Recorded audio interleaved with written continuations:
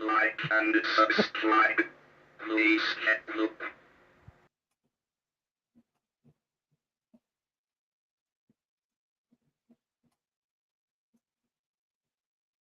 Yeah, they're bad dudes. That's why the game's called Bad Dudes. Good evening, weirdos. Welcome to Total Recall, the show that remembers it for you. My name is JethroBot. I am your host. With me is your co-host, the Wizard, who is also on the Gear Wizard TV, where they they have a focus. They found their niche. How's it going, Wizard? That's a clue. All right. Oh, it's going great. I am getting ready for a double, technically triple holiday on Sunday. Right. You've got Easter, 420, and WrestleMania. Oh, okay. And I'm a fan of at least two of those things. So is High Jesus going to be at WrestleMania? I didn't hear about him showing up this year. He did. Well, God had a fight with McMahon one year. God. So far, no mention of Jesus arriving. Well, one can only hope. Well, that's an exciting thing. Here, I've got Undercover Cowboy. There is a brewery in Cedar Park, Texas, and this is a beer they make. I'm looking forward to drinking in the extremely near future. Tonight, we are talking about 1989's Parenthood. And you look at the career trajectory that's going on with practically every single person in this movie. And you are just talking about, I think the word is zeitgeist. I'm really not sure. It's impressive. It's very impressive. And you actually have Steve Martin with a real high watermark. He starts failing to impress at the box office, / doing well at the box office on totally, parent friendly or family friendly, not what he built his career on sort of stuff. So you're actually kind of seeing him get a little bit typecast, or the start of typecast, I should say, for him, which, kind of a bummer, but anyway. Hey, looks like Gravy made it after all. Woohoo! But Keanu was going nowhere but up. Keanu was going nowhere but up. Pretty much everyone was at the time. Everyone was either about to hit their peak or was still way on the trajectory there. Has Keanu even hit his peak? It's a very good question.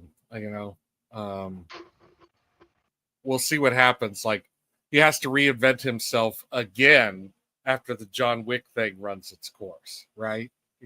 Or if it ever does. Yeah.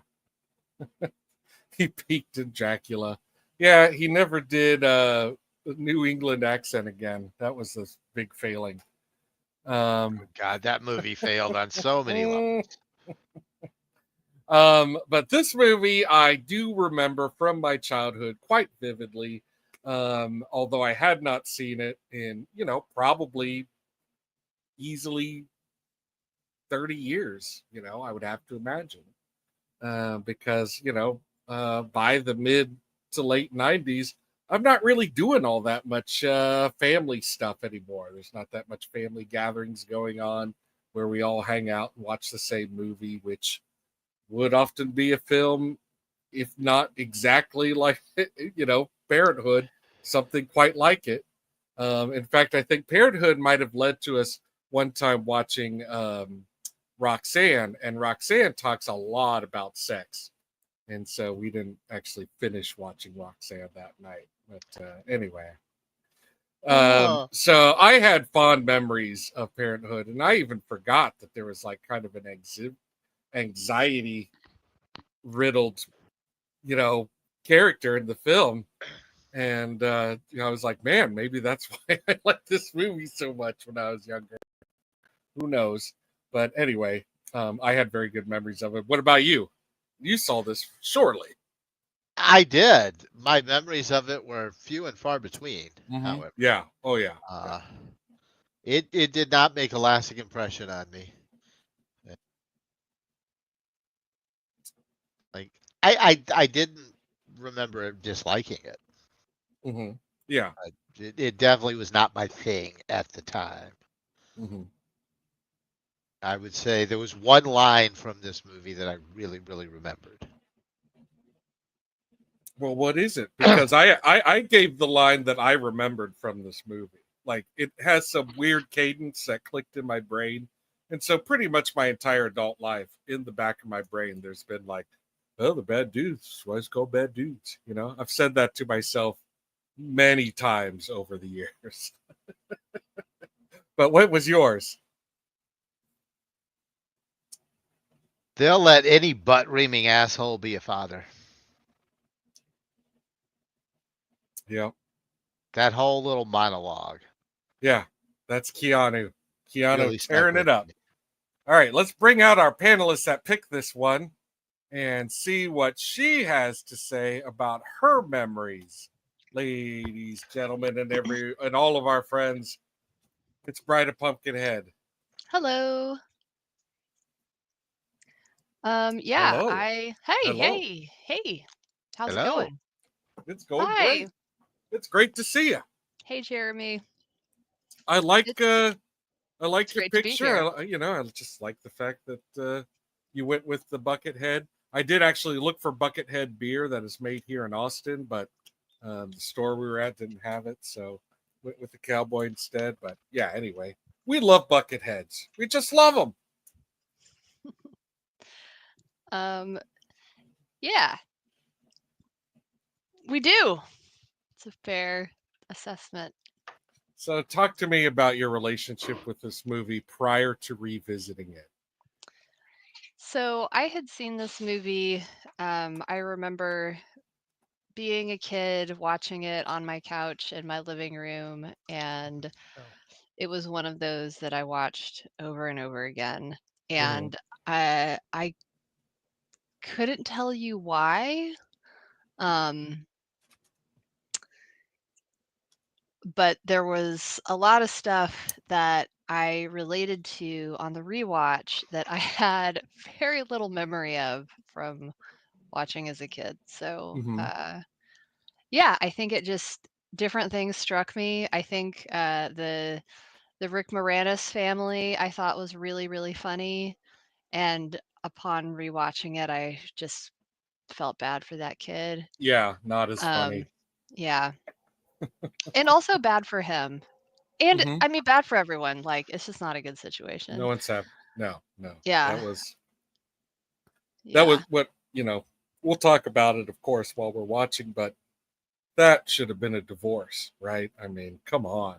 Yeah. Like, and maybe it still will be. I mean, Yeah. Parenthood too, the divorce. Now you sing a song and everything's okay. That's not what makes everything okay. Putting a bun in the Not oven in is this what's making movie. everything okay. Well, we'll get All to right. that. Yeah, we are going to get to that. Speaking of buns in the ovens, we actually have a panelist that has 4 kids. So, since we're watching a movie that's about having 4 kids, let's bring out my younger brother, the man, the myth. Well, there are myths. Hello, Yeah. Gravy. Hi. How's it going, How everybody? are you? Great. Oh, super duper. Yeah, still kind of. I don't know. I feel like I'm still glad I don't have kids. No Yeah. offense. No No, offense. you should be glad. I mean, I keep trying to pawn them off on others, but Mhm. they won't be taken. They're all grown up now, so it's like It's a tough sale. I just have like adults that still live in my house. Yeah. What did you remember about this movie? Like, did you ever think of this movie while you're raising kids? Not really. I remember us going to the movies and seeing this movie again, just like you described. It was a big family thing. Like, I think we were with our cousin's family and we all went to see this at the movie theater. It was hysterical that time. I remember this movie in subsequent viewings when I was a kid just lost quite a bit of its charm, but I still thought it had its moments. But I just remember it at the movie theater, and I was pretty young when it came out. But it was hysterics. I mean, people were just Oh yeah, laughing, gut Wasn't the belly yeah. laughing at this movie. Yeah, and I thought it was Was funny too. So the vomit gag is in the trailer, right? Isn't it? Or I didn't watch the trailer in order to research, but I feel like you weren't seeing that for the first time. But boy, does that land! yeah, oh yeah, That one still lands. Still Yeah. lands. Still lands. yeah. It's Um, it's funny. I always got a big kick out of it whenever one of my little ones would puke on somebody else. Yeah. Yeah, of course. Of course. It's not you, it's them, Yeah, it's like, oh, look at Um, that. that stain That's on their shirt classic. is going to bother them. They're going to look at that. They're going to keep seeing it. Like, your shirt is like, if anything, I need some right here. yeah, just to balance it out a little bit. Balance it out. Get the shirt Yeah. looking like it's actually supposed to. No, Did your revisit hit any differently? Like, oh what did you yeah, remember? no, or this what- was interesting because I haven't watched it really. I don't think I've watched this maybe at all. I don't think I've watched this at all since I was like like a grown up and a Mhm. parent Oh, yeah, myself, yeah. and so like seeing it from that angle, it's got a completely different thing for me. We can discuss it later, but yeah, it's pretty Mhm. wild because like the memories I did have of it, which weren't very specific, certainly didn't revolve around the parent centric issues. Mhm.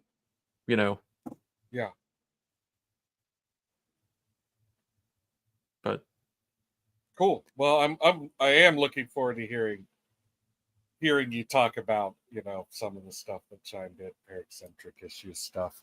And speaking of parents, we have more parents. There's parents. We got parents everywhere. go parents. Parent panelists.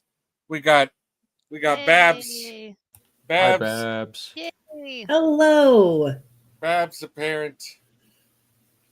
I am. I don't know if it's a parent. I I know. don't know if Well, it's a we're parent. I'm both not a so parent, but, enthusiastic about being parents. Yeah, I remember seeing this in the theater.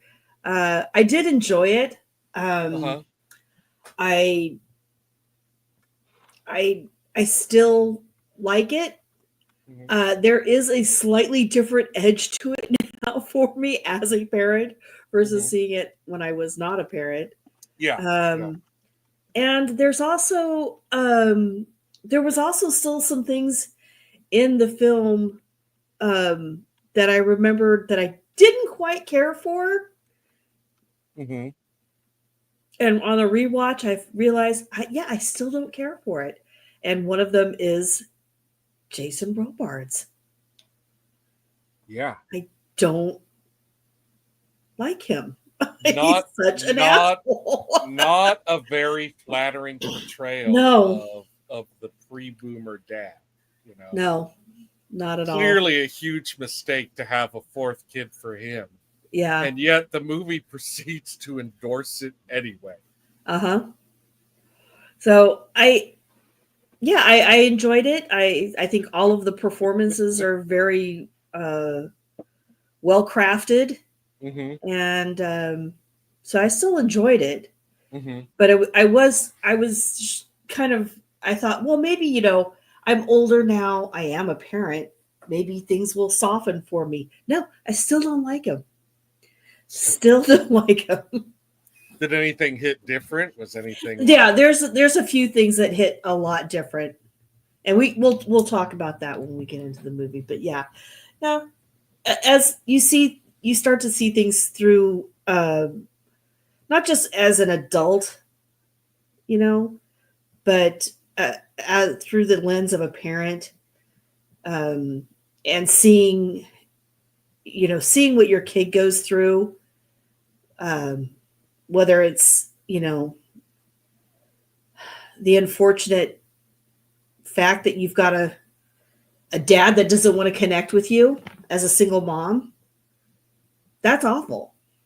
It's still, it hits differently than it did just watching it. Having a child that is emotional hits a lot different watching it as a parent than you would just as an adult watching the film, or a young adult watching the film. Because I was definitely in my 20s when this came out. But that young man, that character. I mean, like you said, we will be discussing him and a lot of other stuff a lot. But boy, was that character kind of a revelation. As far as my memory, I was like, whoa. And like we're kind of watching like boomers raise a millennial kid before we even, like that was a thing or whatever. But yeah. All right. Well, let us bring out. We have more parents. There's one more parent. Okay. When I said more parents, I actually just meant one more parent. His name is Adam. We're very happy to have him here with us. Yay. He's like multiple parents in one. Yeah. Mega parent. Apparently, there are children I'm unaware of. Are you surprised? Apparently. Well, Adam, this is your life. Let me bring somebody out from the back. do you recognize this voice? I got they more brought Hobie's here. coming on. Yeah. Yeah. Gosh. Hello, everyone. Hey. Hi, Adam. Hi. Well, I often refer to your son-in-law as your son, and Son-in-law? Your Stepson. Stepson. your stepson. We're getting way ahead of ourselves. Let's not be hasty. Hey. I don't have kids. I just don't have kids. I don't know the proper terminology. I have no idea what once removed is even a reference to. You did come from a family, though. I've been in the family this whole time. Hey, All right. I just want to point out, I'm sorry to interrupt, but Jethro is like the best uncle ever. He really is. Just so Get out of here. Those kids, they're easy to be fun with. Like this movie did remind me like becoming alarmed at their excitement about like me holding them upside down, letting them ride me piggyback. And there was, they're all close enough in age that there was more than one time in my life when like all four kids were like trying to be up off the ground and on their uncle, and it was scary. And it's a type of scary where you're like, I can't ask for help because they'll love that. They smell fear. You They can't show sense fear. You can't show it. I have to. We're going down. That's really what I hope I don't break anything. I believe my surprise offspring has entered the chat.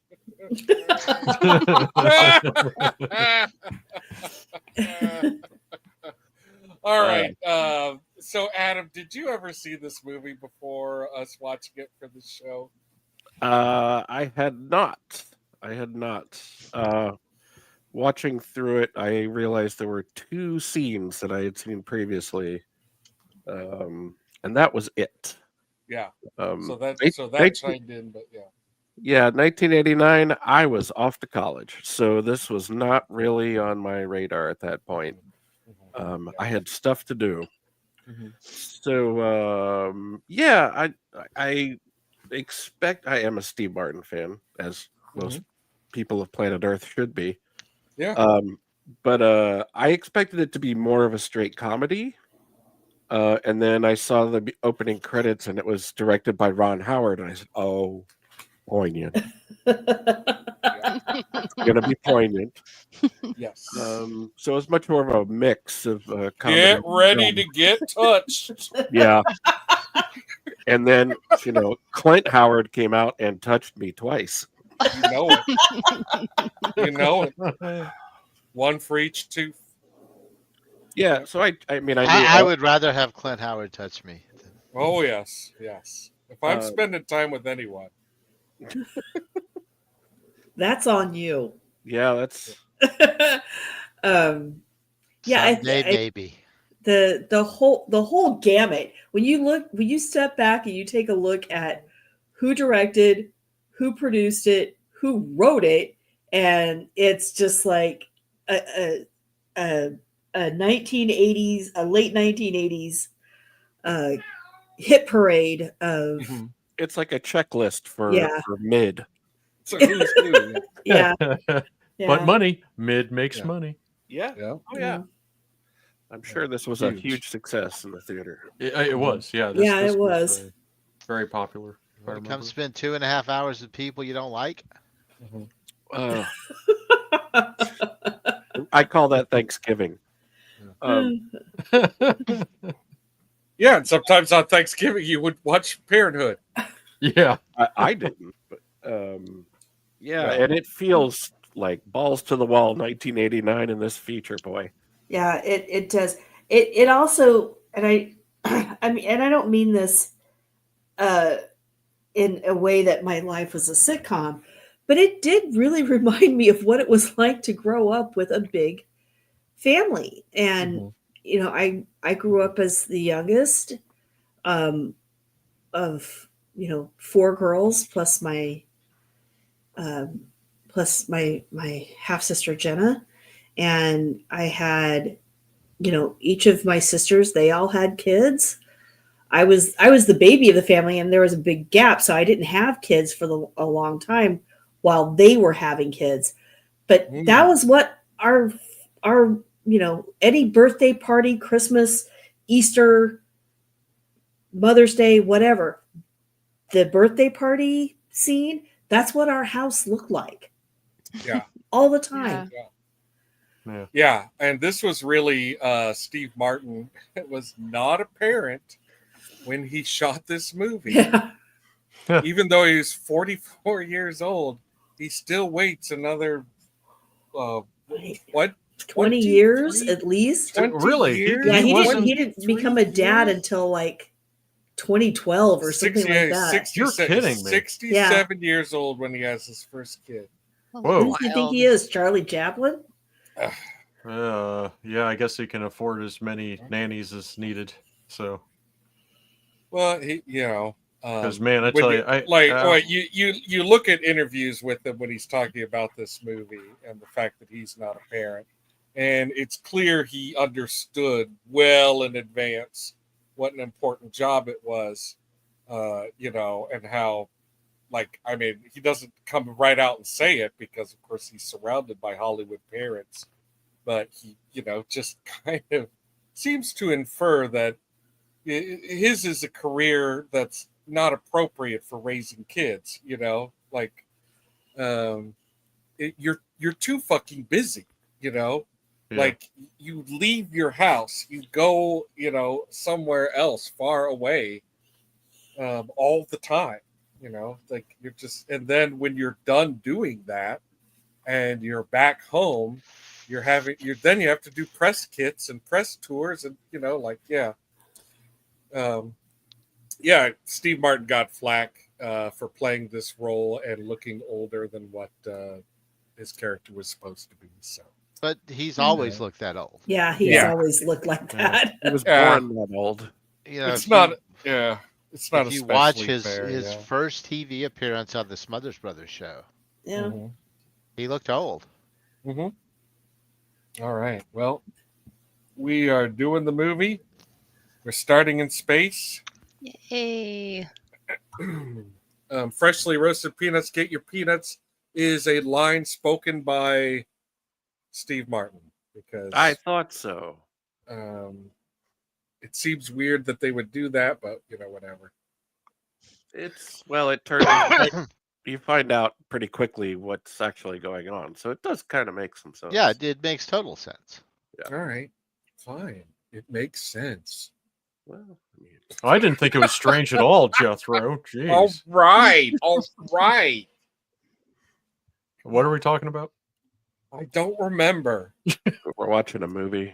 Oh yeah. So what we're watching is his dad dropping him off with his babysitter, which is an empty seat at the ballpark.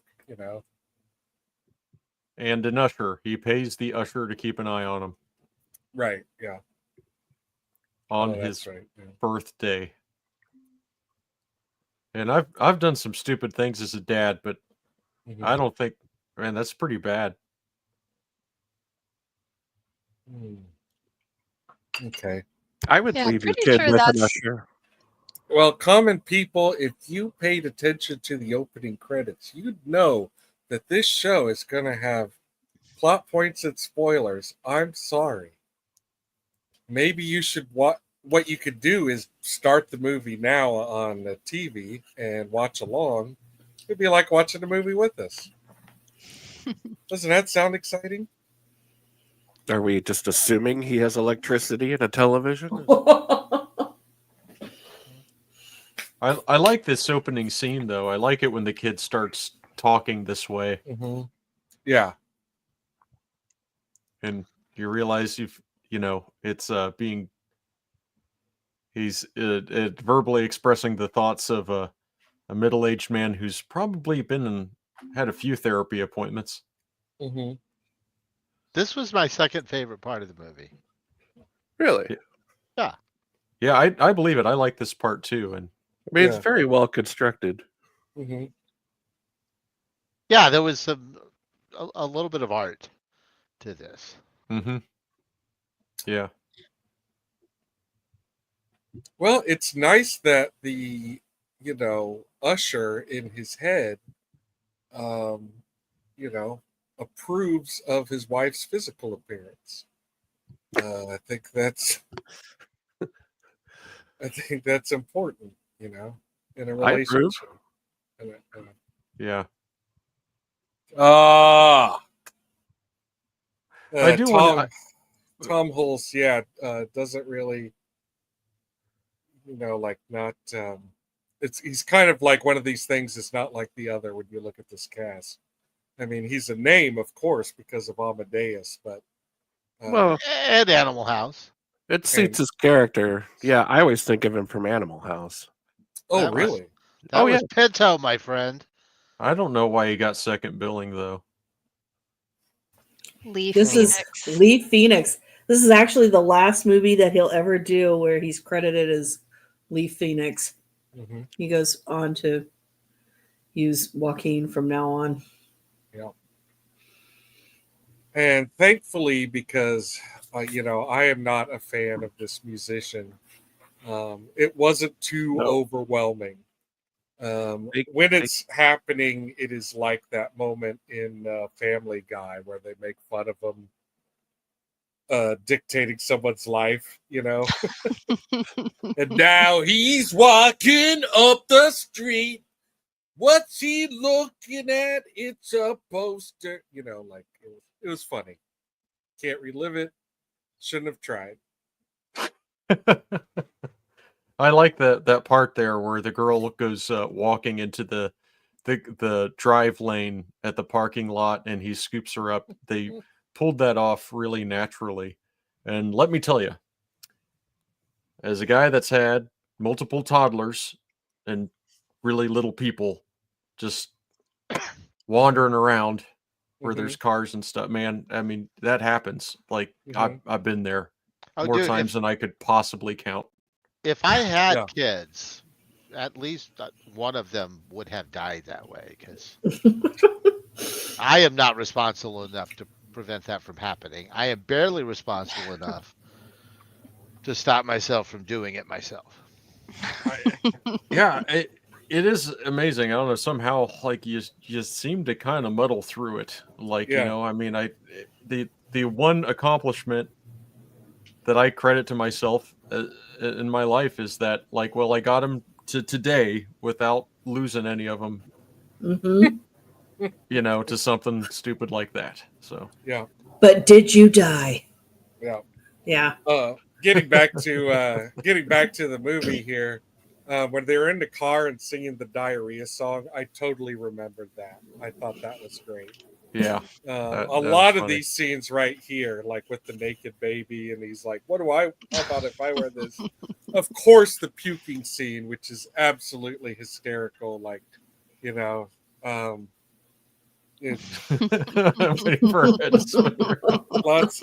lots of great moments. But the actor that plays his youngest son, it sounds like he was kind of a pain in the ass to work with. Again, no one was going to say, hey, the kid was a pain in the ass to work with, but they had to bribe him with by saying if he did one more take, they would hold him upside down and swing him around some more, because that's what he loves. Yeah. So I was going to say, don't have a kid that age on the movie set if you're worried about him being a pain to work with. Yeah. Yep. Well, I mean, that's what they say, that children, don't work with kids, don't work with pets. And it sounds like he was, of all the kids in this movie, this one very essential kid fits the bill of that trope, so. Oh, and by the way, Steve Martin dick, how is he not having kids? That thing's ready to pierce right through those bad boys. Well, some people know how contraception works. Yeah. Gravy. This was No the comment. This was the first movie where I encountered a diaphragm. Oh yeah, yeah. Didn't know what those were. I didn't either. I didn't know what a vibrator was or a diaphragm. Yeah. So that you hardly ever see diaphragms in movies. Yeah, it's true. It's not something you really talk about very much. Well, usually they're being worn.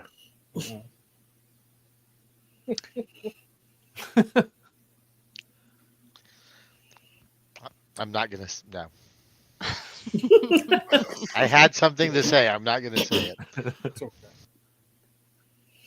I got neutered myself. The snip. The snip is the best. I didn't do it myself. High five there. I chose to do it. I do love this grocery bag as a device. It is fucking fantastic.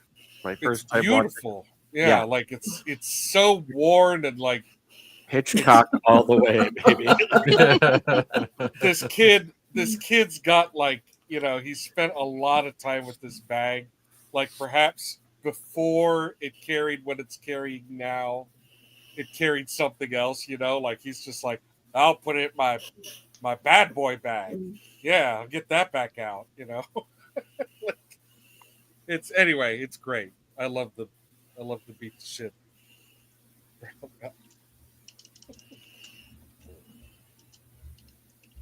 Great drop out. And here's Martha Plimpton, and it's not Martha Plimpton's hair. No. No. Martha Plimpton had just done a cancer drama, and she shows up on set with no hair.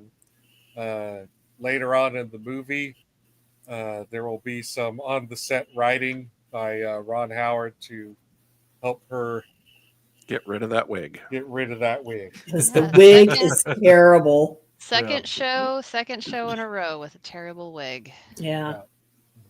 What's going They on? haunt us. We need a banner for that, frankly, because they haunt us. And there's no reason, that's some bad wig, And Harry. and Martha wears black leggings in this as well. I Mhm. believe. I think they're tie dyed. But yeah, Yeah. start a whole new channel on this. By the way, my favorite thing in this movie was pretty much every scene with Keanu. He really is kind of great in like the evolution of Keanu Reeves's career is pretty impressive. Because he does start off with these little stoner roles. Yeah, except one of his earliest is still one of my favorites because he brings a depth to that character. Yeah. River's Edge. Yeah, he does. Yeah. Um, River's Edge and is fantastic. Highly recommend. yeah, it's a very good movie. I haven't seen that one in a really long time too. Yeah, me neither. And Maybe I and should mean, put that on the list. That is baby Keanu, Yeah. like Yeah. showing But who Keanu is going to be. but the dynamic between him and Martha Plimpton is pretty great in throughout everything. And this would have been when she probably just broke up with River Phoenix because they had dated for a really long time, and then she dumped him because of the drug use. Yeah. And now here she is working with his younger brother as her younger brother. And dating the best friend. Yeah. Yeah. Probably not awkward at all. And I will also say, if I ever acted opposite Martha Plimpton, how could you not fall in love with her? Okay, go ahead. I just can't get over the cut of this shirt. I said it when we were watching it. I'll say it again. Like, what the hell was going on with the cut of men's dress shirts in the freaking late 80s, man? I mean, they were wonderful. Tailoring was weird. No, it was roomy. It was comfortable. It was excellent. Skin tight, fancy stuff now. We kind of missed it, but I did want to say to hell with this movie for making me dislike Rick Moranis. Wow. And I was still going to complain about Martha Plimpton, but all right. Hey, you know who's great in this movie, though, is Diane Weiss. Oh my gosh. She's awesome. I love in this her movie. so much. I do too. She's probably my favorite character in this whole movie. Yeah. Yeah, now that I've heard the little cherubic buckethead kid was actually not that great, she takes the number one spot for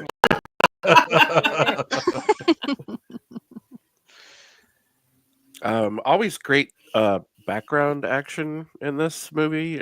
Probably all Ron Howard movies, but there's always something going on in the background. I noticed the Little League games and all these house scenes. It feels busy. It feels inhabited. Yeah, this natural. Right? Yeah, this is the first movie made on a lot of these sound stages. First movie ever made on these sound stages.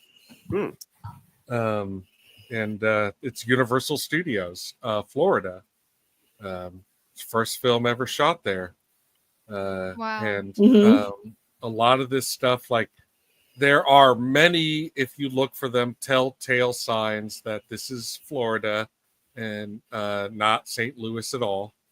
In fact, they even go to Florida locations that are known to be in Florida, if I'm not mistaken. But or like you see a Publix, there were no Publix in St. Louis. They go to Showtime Pizza, or no Showtime Showbiz. Pizza, Showbiz Pizza. Yeah, they didn't have those, or like stuff like that, And this wonderful 92-year-old character actress in the background who is going to deliver some wonderful lines. Grandma's great. There she is. Yeah. God bless you. Yeah, she's awesome. I forgot her name. I meant to write it down. Helen Shaw. Thank you, Helen Shaw. And this is Helen Shaw's final film role. She will be on one more television show, but it's not because she was sick or, she just retired at 92. Nice. That's all. That's all. Good And night, then buddy. she lived to be 100. Mhm. Wow. You can say goodnight to everybody if you Yeah. want. And here comes Wolfgang in a members only jacket. That I can't look at him and not hear his Mozart laugh. And like, do- I just can't like- do it anymore. did you think that they were going to do it, and then when he does laugh and it's a different laugh, you're like, oh man, like why not? Like just what's the big deal? But yeah, as it turns out, he has had this kid left with him and been told that kid's- he's the dad. Mhm. But The kid's name is Cool, kid's name is Cool. which With a I C. was a really fun detail. Well, I just want to point out that all these kids are millennials. Like this is an established generation, and I think if you're a millennial kid, Cool is a perfectly acceptable name. Like you could definitely go places in school. I with the mean, one name of the Cool. stars of the movie is named Leaf. Leaf. Yeah. Exactly. That's what I'm saying.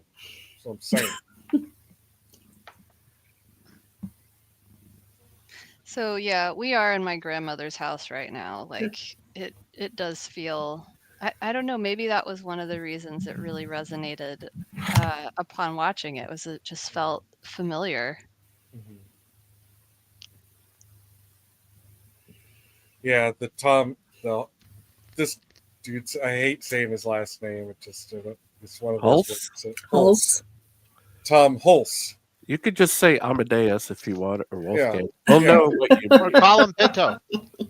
Pinto. Wolfie. Oh. So Wolfie here really is breaking some hearts right now.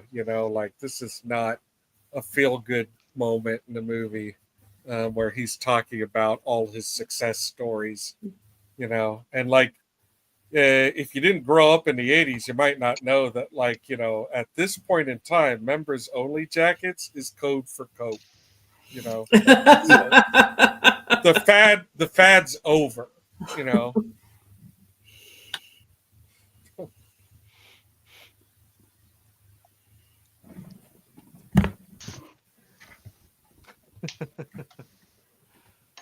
I'd still wear one.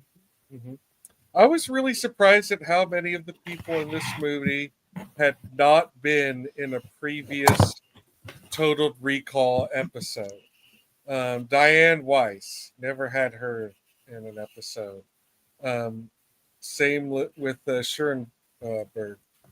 And Kiana and Tom. Oh yeah, that's wild. Yeah. And That is a part of this movie I never did forget. yeah. I don't know if it was because everybody thought it was hilarious when I saw it the first time. I didn't Mhm. really get it, Yeah. Yeah. And if anyone heard me say that and they're wondering, well, who in this movie has been in a previous episode? Aside from, you probably know we did All of Me, which is like, big time Steve Martin. But we've also had Rick Moranis in Streets of Fire. And Jason Robards in Something Wicked This Way Comes. Yeah. Jason Robards' wife, again, name escaping me. She had not been in a previous movie, despite Mrs. Robards. despite an enormous filmography. I mean, wow, she's in a lot of stuff before and after. So, and you ditch me. First one with Mary Sternbergen. Sternberg. Steenbergen. Steenbergen? Steenbergen. Steenbergen. Steam engine. Um, so Mary Seamstress there. She originally her character was a regular marijuana user, and she actually thought that was too much of a weakness for her character, based on her character's other actions and statements throughout the movie. So they dropped it, and him accusing her pot smoking of his son's anxiety is a relic of that part of the script. So, She should just pass that on to Tom Hall, so I'm sure he could dispose of it.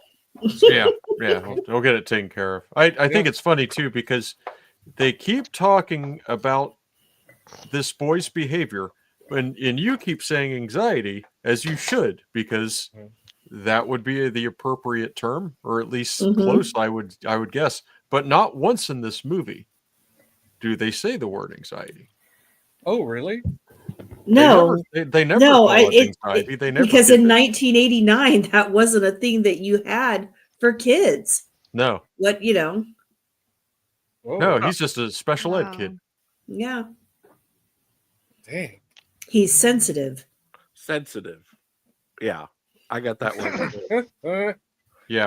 Yeah, that would be it. And I do appreciate something. I do appreciate about this is that, like, the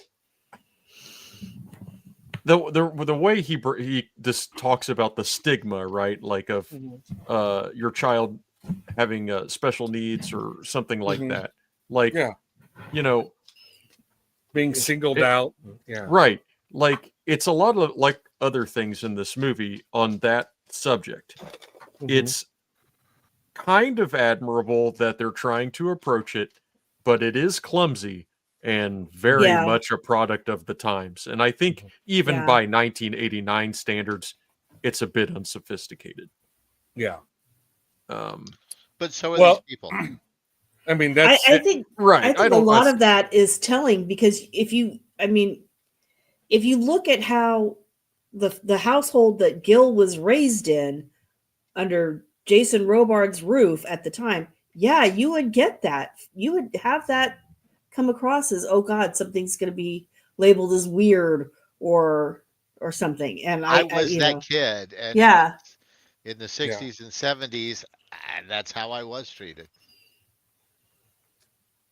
Well, I actually, for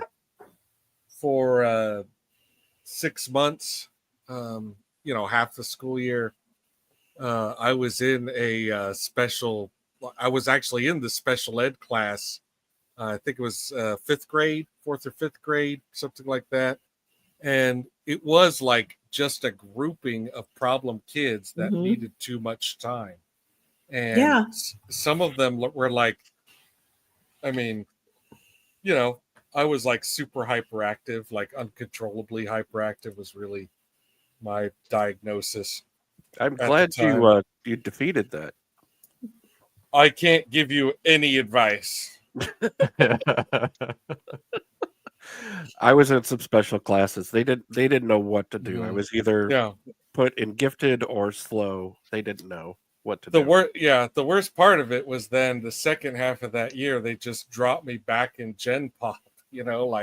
All right, you're not that fucked up, turns out. So you're better.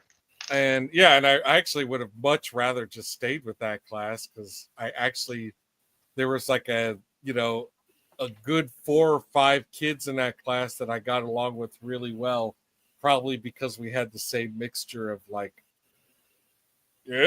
whatever, Yeah. Well, I gotta say that, for me, it's really tough to see like, some people in the pursuit of slashing funding for education in any way they can. And because like schools, public schools especially, I should say, in a lot of communities are horribly under-resourced when it comes to you should come to Texas. Giving I'm sure it's a problem everywhere. But just giving basic supports. I mean, it is. It's like, oh, what's wrong with this kid? It takes more time. Mm-hmm. Why is that a problem? It shouldn't Yeah. really have to be. You know, maybe. And I've done it, man. I've been in game plan meetings. I've done the 504s and all that Mhm. stuff. And yeah, Because there it's, aren't enough teachers. yeah, it horribly That's under-resourced. what it Yeah. boils down to, is that they just, you know, I think that was what the class that I was in was all about, is that they just can't give you special time, you Yeah. know. Anyway, here's Tom here's Amadeus. here's Beethoven over here, and he's I just see Did you call him Michelobes. Tom Amadeus? Tom Yeah. and here's Tom and Amadeus. Incredible. Thank you. I They're did not. Budweisers. I'm sorry. I did not. I do want to. You invented that pumpkin, so just want to make that clear. I did not actually say that, but anyway. I think we'll- Adam I did. said it. You but it- said it. Oh, That's- okay. If it Tom- gets all right. points with your lady friend, you go ahead. No, I mean Lady friend. is Yeah, we're fine. domestically partnered. we're There's no domestically going back. partnered. There's Yeah. no take back. Is old lady not the preferred nomenclature anymore? All I can tell you is that now it's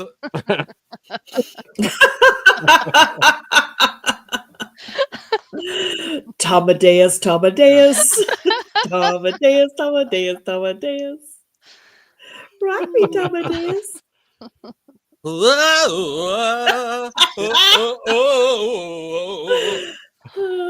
Is this a digression?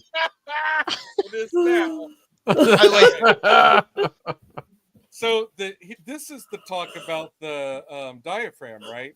He's revealing that he's discovered. She's No, that's later. No, this No, is that's later. That's later. Okay, this is they were going to have a romantic vacation, and she's trying to tell him that, and he's not getting it at all. Like he's like, no, like she'll come with us. You know, she'll continue to develop into, you know, the perfect adult, you know, as a result of her going with us on this no longer a romantic vacation, but just a family vacation. And she's an anxious eater. Comfort snacks. Yeah, comfort snacks. Yeah. Another Mhm. eating disorders. Another 80s Yeah. flashpoint. And he's an idiot because vacation fucking is the best. Vacation fucking is some of the best fucking there is. Yeah, man. I just go on vacation to fuck. Yeah, he's that guy's clueless. But yeah, Did I exactly. mention- did I Like he mention said, fuck this movie for yeah, he making me fucked hate this Rick movie Moranis? for making you hate Rick Moranis. Exactly. Because, you know, he doesn't even get it. He doesn't even get it. Yeah, the faces she was making. hmm It's like, oh my god. Yeah, she's sitting there going like, you know, it's a, well, this is PG-13, so she can't be like, look, I'm trying to throw you a vacation, fuck, weekend. Are you, hello, room service? What? So here's Steve Martin at work. He's not ambitious enough for his boss. No, it's you know, he's basically punishing him for being a parent and like pressuring him to not be at home parenting. It's a real thing, you know. Yeah, Yeah, it I'm is. sure. Yeah.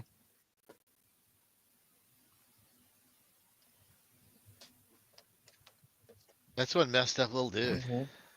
Yeah, poor guy. Boy, they found the perfect kid, right? Look at those They eyebrows. did. I know. Yeah. Jeez Louise. Laying it on a little thick, frankly. Kill the kid. Fire him. No. These kids are great. Even the pain in the ass 5-year-old, you know, still great. Yeah, man, when he's running into the wall with the bucket on his head, it's Oh my god. amazing. Relatable. Mhm. Yeah. He only did 3 movies. That's it. Nobody wanted to work with him anymore. He did this movie, The Witches, and Hook, and then that was it. Oh, the Oh, witches. all done. Wow. Mm. Holy moly, what a trio though. I guess he got so big that holding him upside down was just like not an option anymore. Oh no, not the toddler. This kid. Oh. Cat. Oh, Oh, this okay, kid. okay, okay. Oh, okay. Well, he I is love it. great. Yeah. Yeah. This car is a 1935 Ford. If anyone is wondering, it's their Nice. deluxe edition that year. Lovely. It's the only thing Jason Robards loves. Yep. Yeah, truly. No, I mean, look at these people. Well, Yeah. he loves his youngest son, and soon he will have to decide whether he loves the car or his young son more. The car wins. Yeah. That's the correct choice. Yeah. this one case. Uh, Yeah, that kid's a money pit. More Oh than my that car gosh. is. Yeah. That's saying something. Well, he restored the car. He can't restore the kid. Car was junk. Yeah, he messed the kid up a long time ago.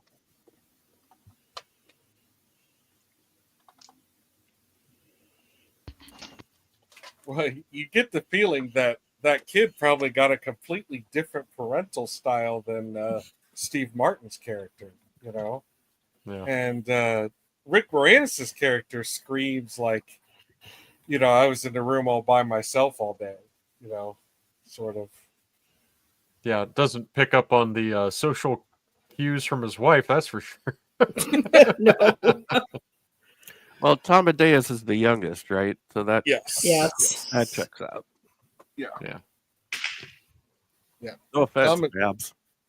Tom None Amadeus taken. Tom Amadeus got a different dad, you know. And he's working him. Yeah. I love this moment where they're talking about how men are scum. Oh, it's good. Whoops. Yeah. Yeah. There's some stuff in this movie because it's Ron Howard that is really telegraphed. Like Mhm. I knew the vibrator joke was happening as soon as the lights went out. Right. But like this I did not see coming. Mm-hmm. This is very good. What is my dog doing? What are you doing? What do dogs do? She's rummaging. She's rummaging in my things. Mm-hmm. Does Well- she need a flashlight or Probably something in there that smells weird. Lay down.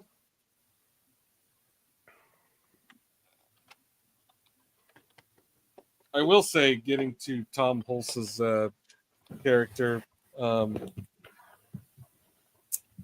they're like my stepdad.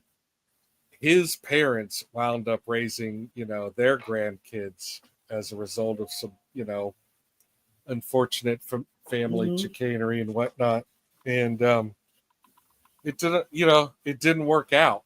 Like I watch, I'll say that like there were 2 of them, and one worked out just fine, and the other one did quite dramatically had some issues.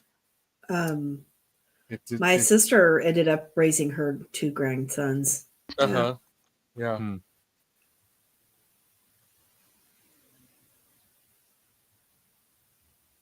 So when I was watching this movie and you know, the movie is like progressing towards that the whole time, you know, they're like, you know what's happening here. It just made me sad because I was like, that guy's just gonna be a terrible dad again. Yeah. They try to make you feel at the end like he's not. Mm-hmm. Yeah, because it's Ron Howard. It's gonna Yeah. be a little. It's gonna be a little bit forced. Yeah. Even though this whole movie is about him being a pretty crappy dad. Yeah.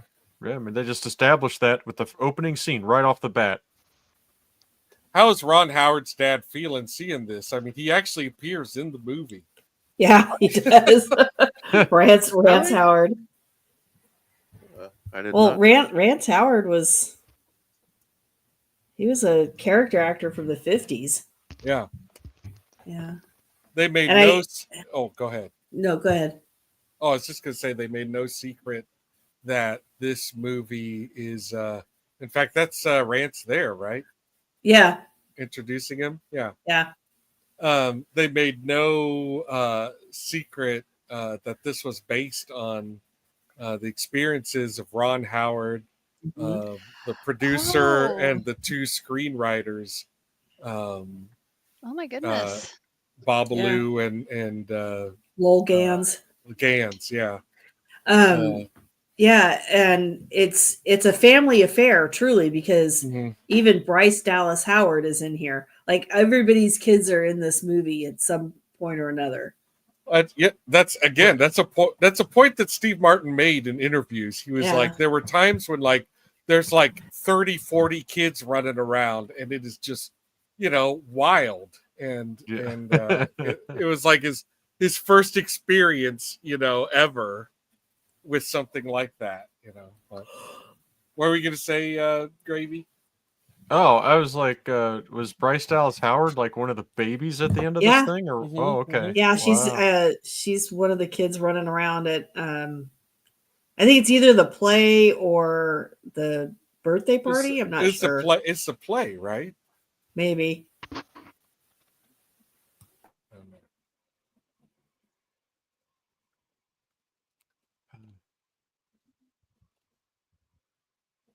I do like baseball. I had terrible experiences with Little League. Yeah, me too. Yeah. I was terrible. I was terrible at Little League. I couldn't fucking hack it, and it all ended rather dramatically. Little League is a bad scene, and my kids grew up playing soccer, and a couple of them wanted to play Little League, and I wanted them to, but I tell you, with 4 boys, it's really tough to juggle multiple sports. So I was like, you're all playing soccer. We're picking a sport, and it's soccer. Yeah, that's it. Sorry. And I coached soccer for years and had a ball. It's a blast. But I really. Well, I bet you were a pretty fun coach too. Well, I watched this movie growing up, so I had a good example from Steve Martin, and so I make it fun for him. If you kick this ball good, I will hang you upside down. Yeah. I try not to throw them around too much, but but I did hate like any parents that got like stupid, weird, competitive, shitty with their kids. It's an awkward thing to deal with too. Like Clint Howard does in this movie. Yeah. I remember a couple times, like, oh man, like parents getting frustrated with their kid. Like, I'm coaching 4 and 5-year-olds, like, and it's like, dude, if you can get them running the right direction, it's a huge win. So it is what it is. It's goofy. And to see parents get frustrated with kids over that, it's like, yeah, shouldn't they just be glad that their kids are running around and burning up some energy? Yeah, and all you can do is write emails later like, hey, just want to remind everybody, this is just for fun. We want to make sure the kids want to keep coming, spending some time outside, or, you can just shame them until they're zombies staring at iPads. Up to you.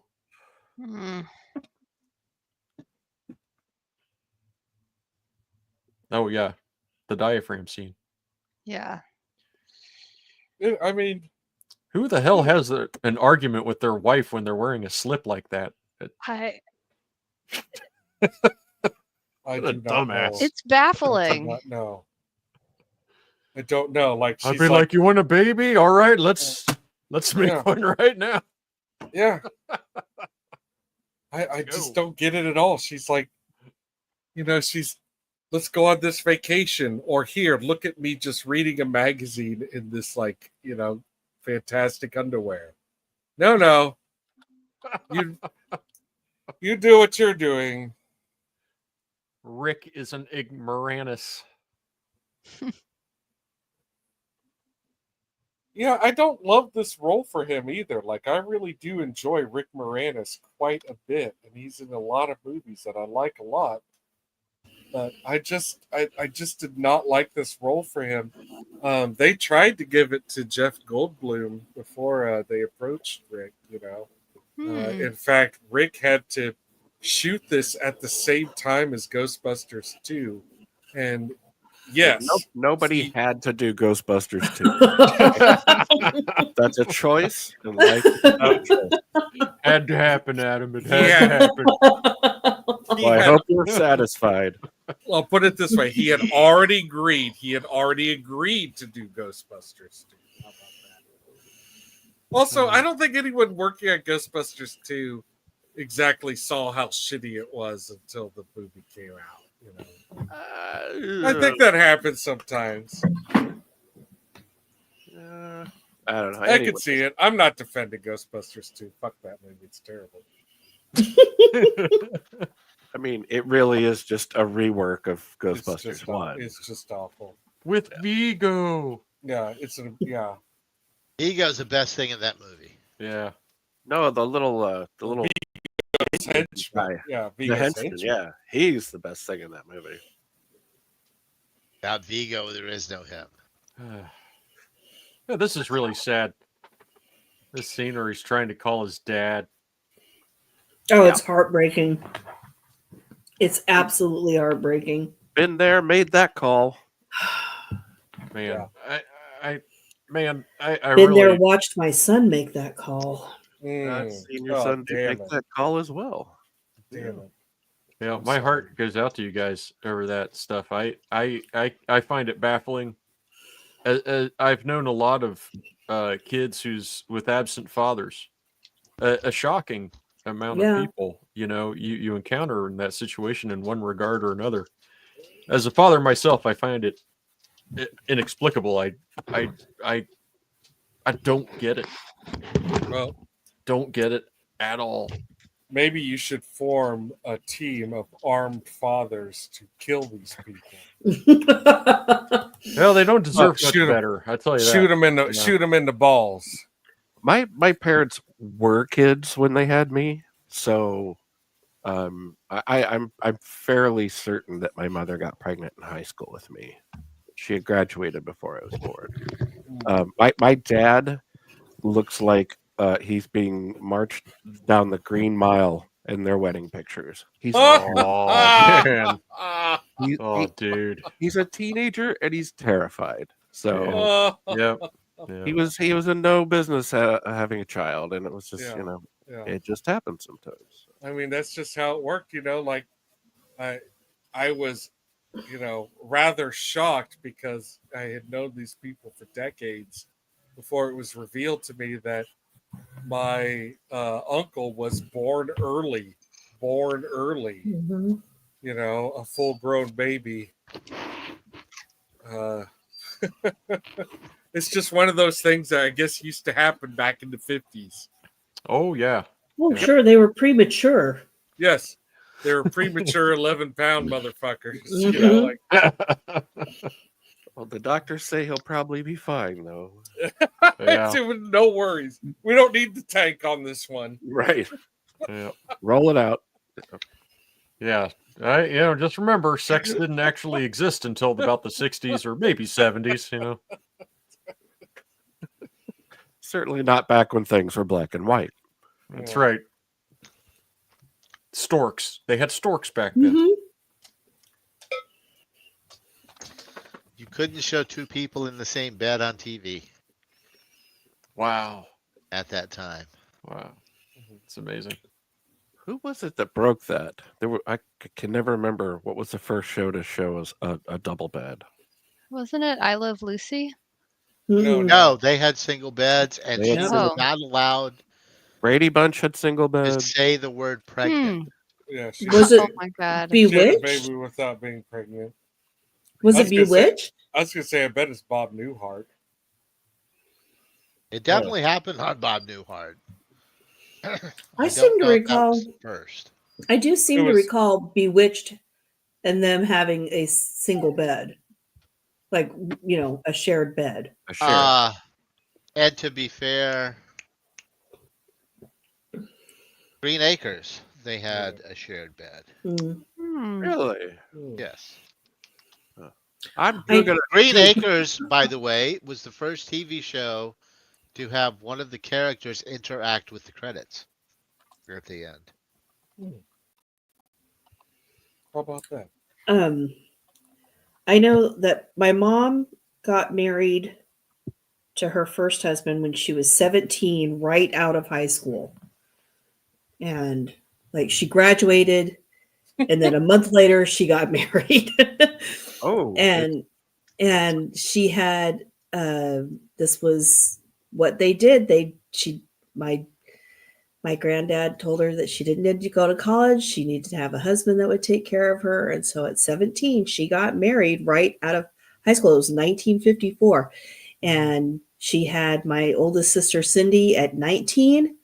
And then Wow. Cindy at 21. And then Susan at 23.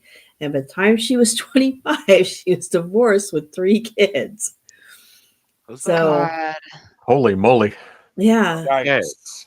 By the way, I have to apologize. I Love Lucy did transition to a shared bed in 1955. It took them Oh, 4 okay. years. Gotcha. not But Wow. it was Yeah. the Bob Newhart show that is credited with being the first. I see the Flintstones being credited. Well, but the Bob actual- Bob Newhart show is probably the For- first time you saw them in bed together. the very Okay. first program to show a couple sharing a bed, and the first series to show a woman's pregnancy on television was Mary Kay and Johnny in 1948. Whoa. Wow, the 40s. Yeah, just didn't catch on. Mhm. The rest of that story was when my mom married my father when she was, I think, 29. Mhm. And when they moved to Oklahoma, her brand new mother-in-law, which would be my grandmother, decided that she would buy them bedroom furniture as a wedding present. And my grandma tried to buy her twin beds. Oh, And my mom went, absolutely not. I would like to sleep with my husband. Thank you very much. And so that set the tone for that relationship. Yeah. This is a great way to repurpose a bath, Matt. Love it. I have this scene in particular. I have a very strong memory of. Mhm. It's got sort of a proto Burning Man look going on, and I admire that. Well, he taps into what he knows kids that age are gonna like. Like he's Guts. like, yeah, he's like you'll enjoy if we talk about poop, if we talk about vomit, or if we talk about guts, if we talk about violence, like all that stuff. They're just gonna think it's really funny and fun. So that's what he does. And he was right. Yeah. The kids Yeah. liked it, and kids the liked it. adults as well.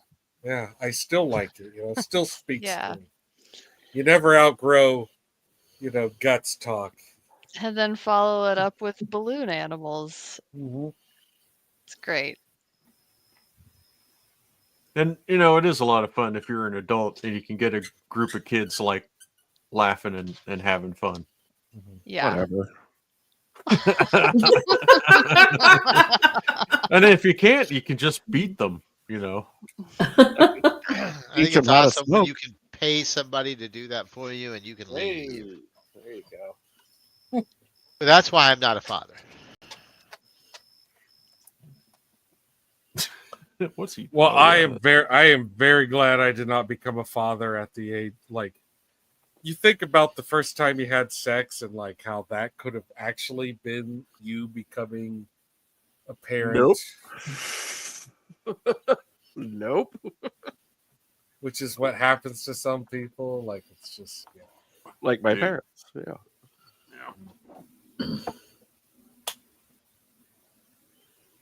And so now, like, you see Gil triumphant, like, good evening, Emperor Goodwin. It's so good to have you with us. Hot hail. And yes, we have been talking about the headbutting. It's been a thing.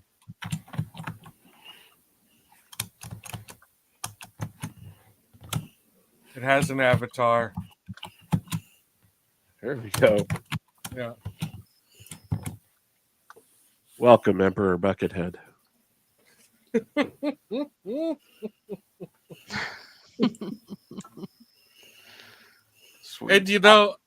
it's he actually did talk about this in some interviews, but this and if you didn't notice, like, this is some opportunity for him to like go over the top, which is something at this point in time he's still very much known for. And he kind of like tones it down, and he takes a different For him, yeah. take on it. Yeah, right. But this movie is like kind of the beginning of him being typecast. He starts to star in. In fact, he even says like, at one point in this movie, he's like, let's have 12 kids, and a dozen,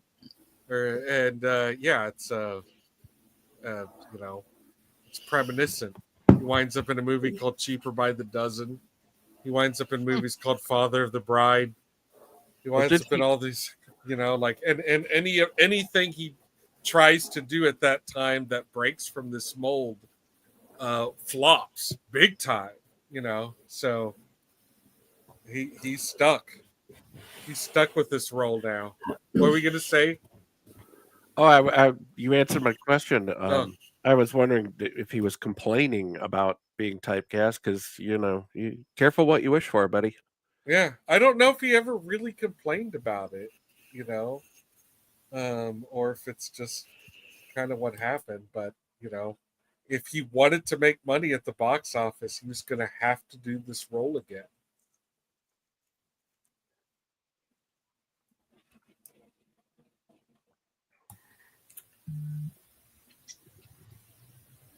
I didn't care for LA Story, to be honest. No, I did not. I never saw it. It didn't look good to me. I remember liking it when I was a kid. I think my dad and I saw it at like the dollar movies. Like, we just went to the dollar movies, and that happened to be what we picked, and we both really liked it. Oh, Bowfinger. There you go. Yeah. I did not like it at all. Bowfinger was really good. Yeah, I've thought about bringing that up for. Good? Is that good? I've never seen it. Is it actually good? Yeah, We should watch it. I would have a hard time. We should remember it together. Oh boy, sounds like a Total Recall. Yeah. I remember it as a box at the video store. Nothing A more. box that I pass by every visit to the video store. Yeah. I enjoyed it. Yeah, I enjoyed it. Yeah, 25 I years never saw ago. here's the well-worn bag, and yes, she approaches it with Dragnet. Yeah. the She's like, "Oh, I'm so relieved. It's just Back to the Future." Yeah. It is not, in fact. It is not. Okay. She puts They in. really missed an Yeah. opportunity with the name of the porn film, though. Yeah. I mean, that's where you can have a lot of fun. Wet, Wild, and Ready is that's not good enough. That's lazy. Damn you, Ron Howard. Uh-huh. The movie that they picked, is like a 1982 porn, and I don't know why they didn't just use that porn's name. Obviously, they got permission to show it, or sample it audibly. They used a real porn? Yeah, Mhm. and Oh, think, wow. think of how horrific this is for Leaf Garrett's.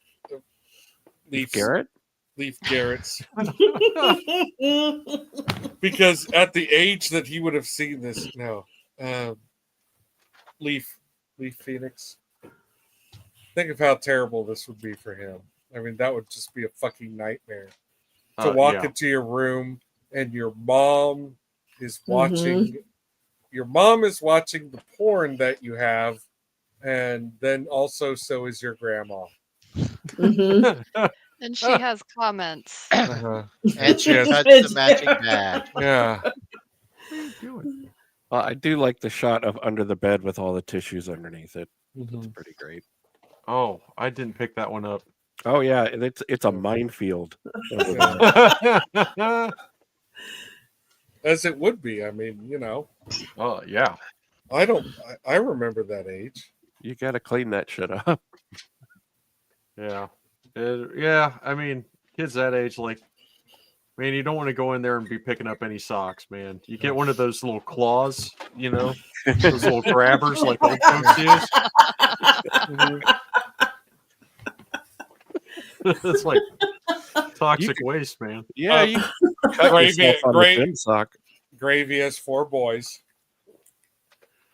He knows what he's talking about. Oh, there he is.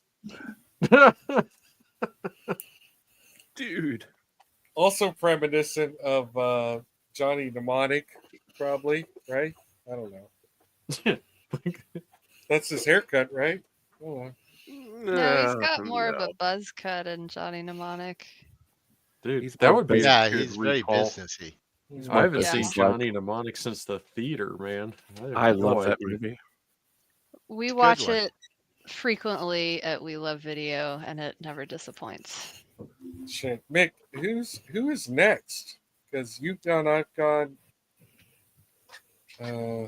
This is, I think Babs is going to be next, right?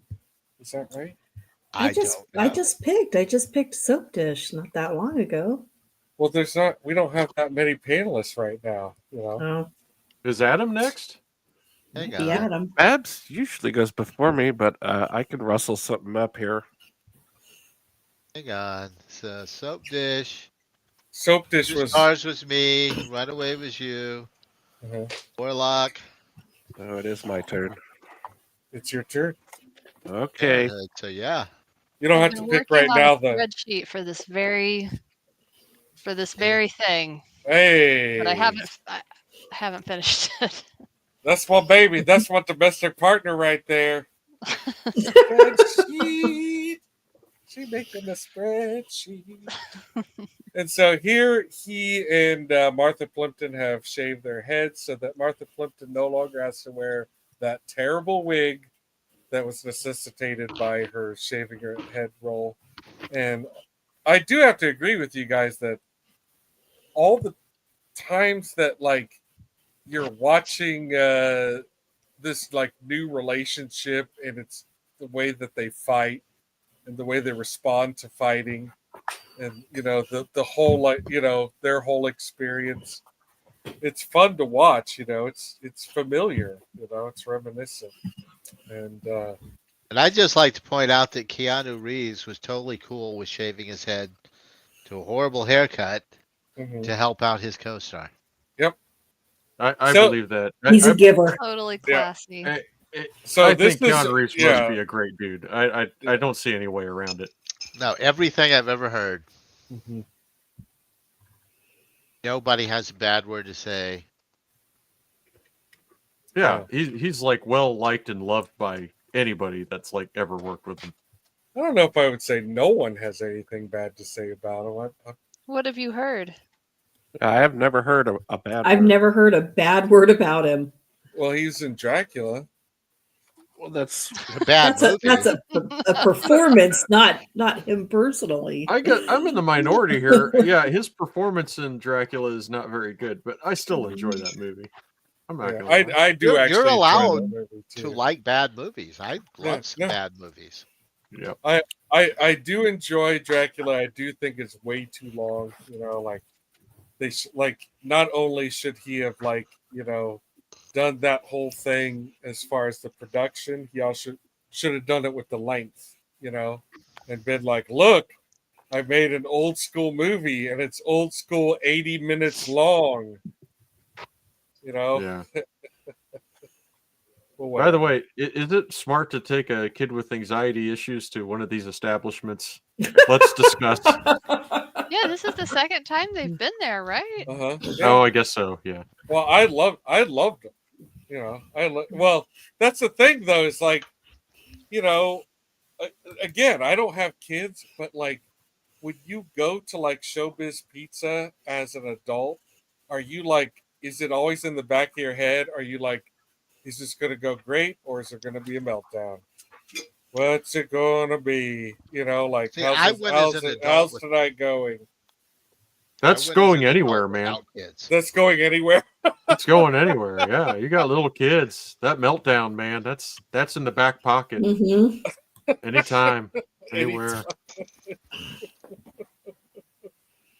But you know that like it's a high stimulation situation, so like the potential for them to like explode and destroy the evening. I guess I'm thinking about my childhood because I used to like, you know, I used to fuck some good times up, you know. Well, here's the thing. It doesn't take any kind of special anything for it Uh-huh. to turn on its head on a moment's Yeah. notice. It Yeah. really doesn't. That is my impression. Yeah.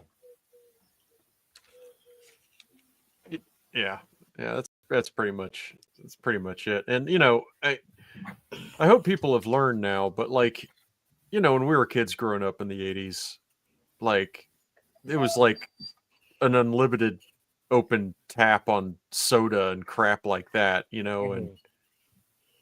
you know that Yeah. stuff's just fuel for fires, man. You know. Oh yeah. Yeah, I had like the sugar would just make me go nuts. I do remember that. People were always talking about sugar's effect on me. Oh, I finally found what my dog was looking for. Here you go. And Yeah. then giving you some more sugar. Yeah. If anyone's wondering, if anyone's wondering about me and my brothers, like Eric was the smart one, Jeremy was like the adorable, cute, you know, teddy bear one, and I had behavior issues. Weird. Yeah, that was. I did. I feel like, you know, I look back and I'm like, man, I was sucking all the oxygen out. Oh, what are you gonna do? Yeah. So, Jason Robards. Hmm. Yeah. Now he's learning about, you know, He's finally calling him out on it. yeah.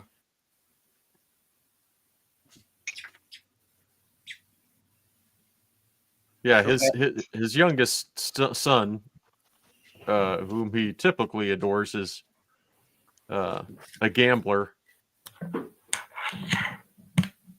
and he's in the hole with the bookies. So, Babs, you said that you did not like Jason Robards. No. Do you mean his character or the actor in this role? I think, well, he's never been my favorite actor, period. He comes across as being kind of a bit of a bastard in a lot of Mhm. things that I've watched him in over the years. But in this role in particular, I don't care for him. Mhm. It is so obvious that he was a terrible father to all of the other kids, but thinks this guy is fine, which is just, it's such a blatant form of favoritism. And, when you're the other siblings viewing that, it's hard, it's horrible. And you want to call them out on it, but they're your parents, so you don't. Mhm. And it's just, he's such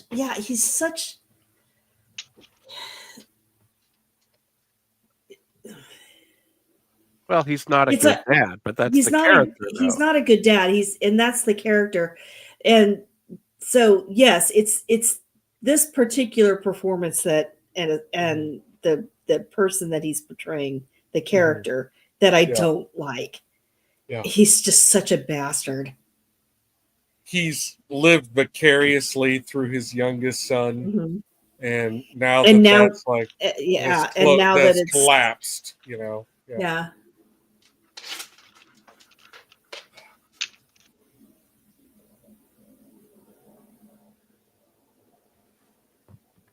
This poor kid.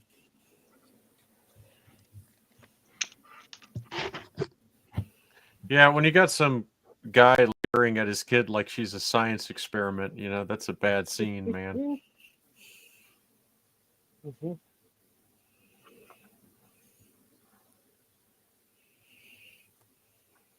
So I wonder who,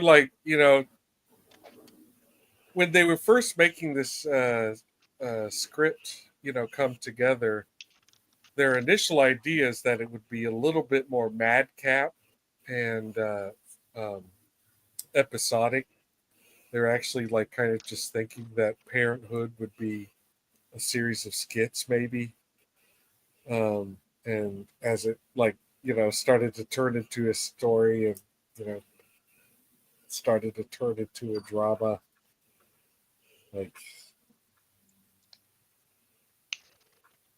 forgot where I was going with that. Yeah, the melodrama is a Who? bit much. It's a bit much. It Oh, gets that's a right. bit melodrama-y. Yeah, they That's- got a that's little what- lost in yeah. it themselves, I think is the point. Yeah.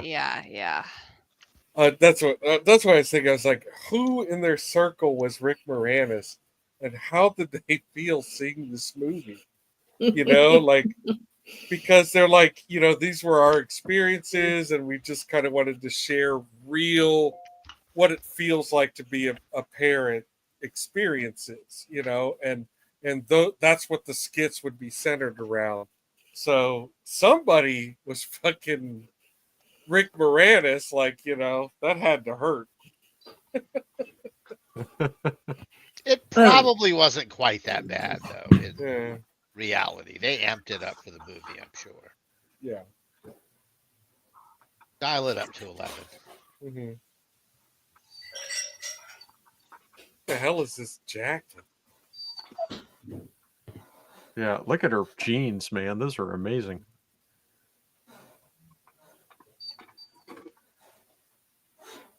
Well, I'm still in the pro Martha camp.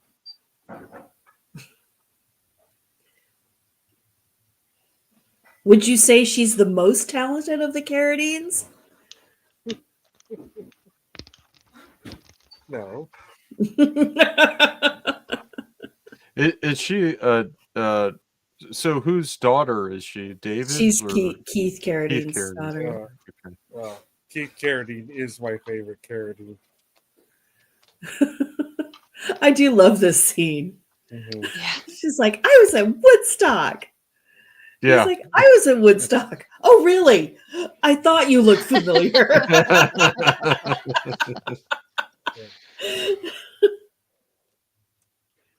I do like her boyfriend a lot. Yeah. Holy shit! Holy shit. Did they? Yeah. Well, there was one of the slides just said Oh. "Holy shit." What exactly? Did they ever say what they do? Like, what is this place? No. Advertising? I'm guessing. I don't know. I assumed advertising, but I don't think they ever say it. Yeah. I assumed real estate, Hmm. but I can't tell you why.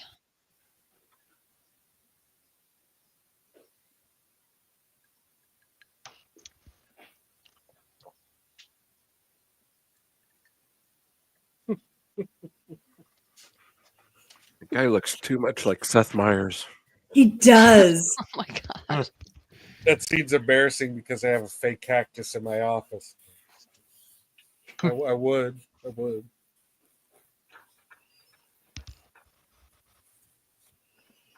Oh man, shit like this gives me anxiety.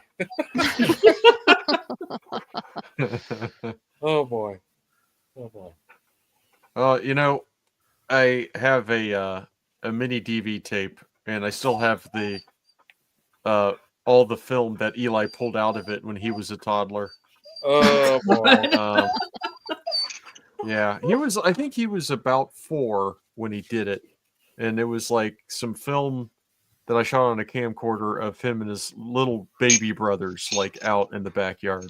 And this was before Oh, like, you could take videos with a cell phone and stuff, you know what I mean? yeah. So Yeah. I'm like, so I put it in a Ziploc bag. I still haven't taken it to anybody, see if they could salvage it. But yeah, I know that pain, I guess is what I'm getting at. Well, Isaac could do it. Oh, yeah? Yeah. Wow, I should get with him. Yeah, it used to be a whole freaking side hustle of his, but I'm sure he's still got to do it. So. Sweet. Yeah, I'd love that. That'd be great. I gotta see if I can dig up the film. But yeah, kids do that stuff. Mhm. And now we're entering the portion of the film that I feel was probably written by the U.S. government, perhaps the Navy or the Army, in the hopes that everyone, including people who do seem past the point in life that you would normally have another kid, just go ahead and have another kid.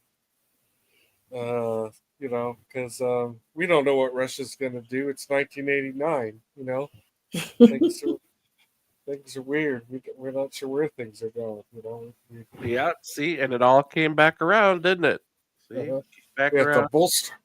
Yeah. It's tenth again. There you go.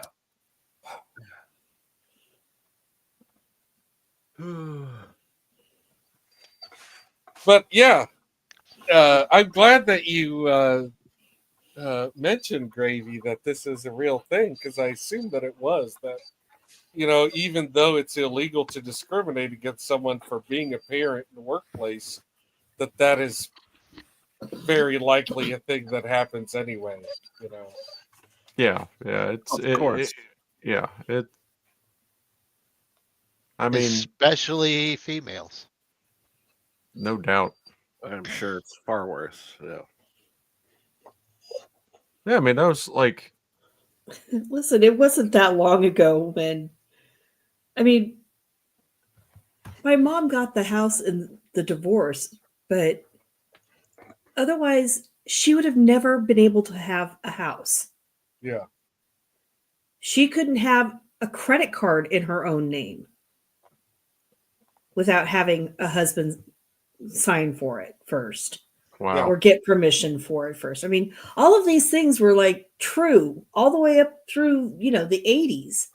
It was insane It's crazy. Yeah. that women couldn't have that kind of identity first. They've only had the vote Yeah. for 100 years. That's Yeah. not Yeah. long. So Gil and his wife have just had an argument where he has expressed his midlife crisis information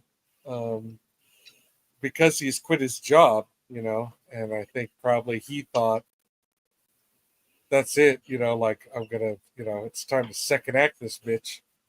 And she was like, actually, I'm pregnant. Please don't. What? Yeah. time for some nap time. Yeah. Yep. Go get that drink. It's Got a bottle sitting time. somewhere. Yep. Yep. And then, as it turns out, his terrible father wants his advice because he's the best dad he knows, which is exactly what Tom Amadeus was saying the whole time. Yes. From a different angle, yes. Right, yeah. From a jealous angle or whatever. yeah. Exactly, yeah. He's lived with this. Unless I missed something in the scene, he never really gives them the advice. They just talk. Mm-hmm. Yeah. They talk around things and about each other, and that they He don't never, ever. he never tells them not to get Tom Amadeus killed, which is probably You can't best- say it out loud at a little league game. I mean, you are all thinking it. Well, Jason Robards already knows what he wants to do. I mean, Probably He already- he doesn't know that. No, I don't like think it's what his- he wants to do. It's what he has to do. Has What to he do. has yeah, to do. yeah, He has yeah. to do it. He already Which is- knows what's going to happen. He needs Yeah. that. He doesn't need direct advice. He Yeah, that needs makes sense. talking Because out. the last scene was Steve Martin saying everything in my life is I have to. Yeah, Mhm. Mhm. Yeah. well said. Yeah, I think parents definitely have those moments where you feel that Mhm. way Yeah. for sure.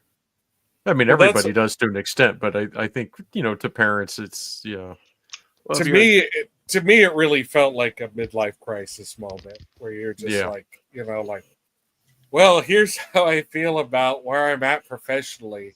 Have to. Here's where, personally have to. Like, I can Yeah. see that as just being, more universal than just parent. Even though I feel great about everything, don't worry.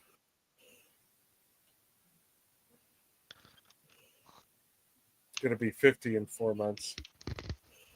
Cry me a river. BOOHOO. This Would- Yeah, y'all can all Would this be a good time? shut it's up. not a pissy contest. It is now. It is now. This scene with Jason Robarbs and Steve Martin is like that time that I saw Adam in Oakland. No, I'm just kidding. Oh, I'm sorry. he was having one of those senior It moments. says I was, Oh, yeah. oh, yes, I was. Yes, Whatever. Sparky, Ghosty. Oh, Mm. yeah, Little League, man. No. So much pressure out there. It's awful. Dude, yeah. Well, great. Yeah, Gravy coached, and I have to assume that just really keeps you engaged. But I imagine myself as a parent at one of these sporting events of being like, fuck my life forever, and I'm like sneaking whiskey and just trying to like, like get through this thing. My son played Little League from I want to say from about kindergarten all the way through 5th grade. Uh-huh. And or was it 6th grade? It was one of the two. But They're At- both grades. at some point though, he was like, I don't want to play anymore. Mhm. And I was like, really? Because he had just gotten promoted up through to the next level of Little League too. Because Yeah. he starts at T-ball and you work your way up. And he just gotten promoted to whatever that grade level is of the majors, right? He just got promoted up to that. Yeah, And he's like, I don't want to do this anymore. I'm like, yeah. I didn't know. I felt, and I'll be honest with you. I'm like, I felt a little sad that he was just kind of done with it. Mhm. And at the same time, I was like, I don't have to get up early on Saturdays anymore. I don't Yeah. have to go sit in the fucking cold at baseball practice anymore. Yeah. Yeah. Yeah. I'm free.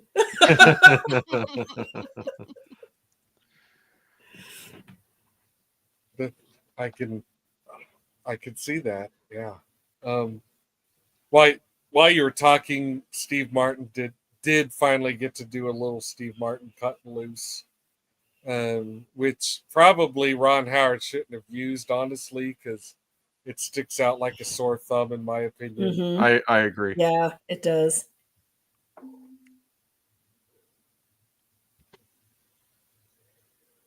And then after thinking about it, I'm old and I can't swim himself is like, listen, Tom Amadeus, you should learn what I do for a living because I'd like to retire, And he's like, what I'd rather do is you give me a few $100 and I'd leave your life forever. And This is a Mhm. really good scene because Yeah. he doesn't want this kid to inherit his business. He Mhm. does not want that. Mhm. This is actually a very good plan that Robards comes up with. Yeah. Mhm. Really good compromise. Yeah.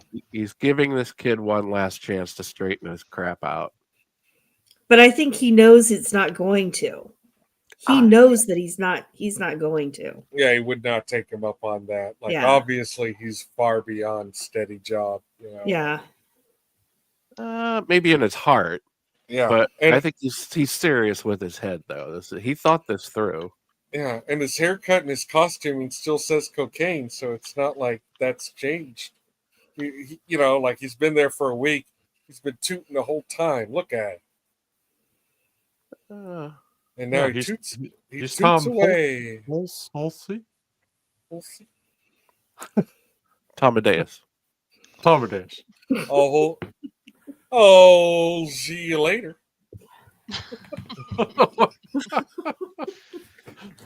Amadeus does an Elvis Yeah. impersonation. What? Yeah. And now, like, here we meet James Robards explaining to this kid that he's about to screw up the rest of his parenting experience and Yep. probably will get stabbed by him someday. He doesn't say, like, you want to stab me 10 years from now, but you know it's happening. You're just saying that because he's half black. Say, damn. I'm saying that because he's half Holtz. He's half Amadeus. He's half Amadeus. He does have much cooler hair than his dad. That's Yeah. for sure. If anything, this family desperately needs a little black strain in there somewhere. Holy moly. It's like you dropped a chocolate chip in a mayonnaise. Good Well, God. at the beginning of the show, when you told me this was supposed to be St. Louis, that thought sort of went through my head. Yeah, pretty much. It's the vanilla neighborhood. Okay. Ooh. Ooh. They're transparent. Yeah, it's like staring into a cup of No, gas station creamer. Like, what? I know. Dude is Yeah, I think white. about three jars of mayonnaise ought to do it. Yeah. I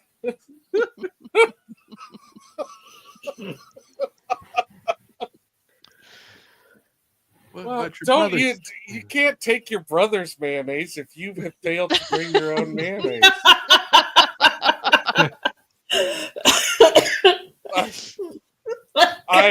All right.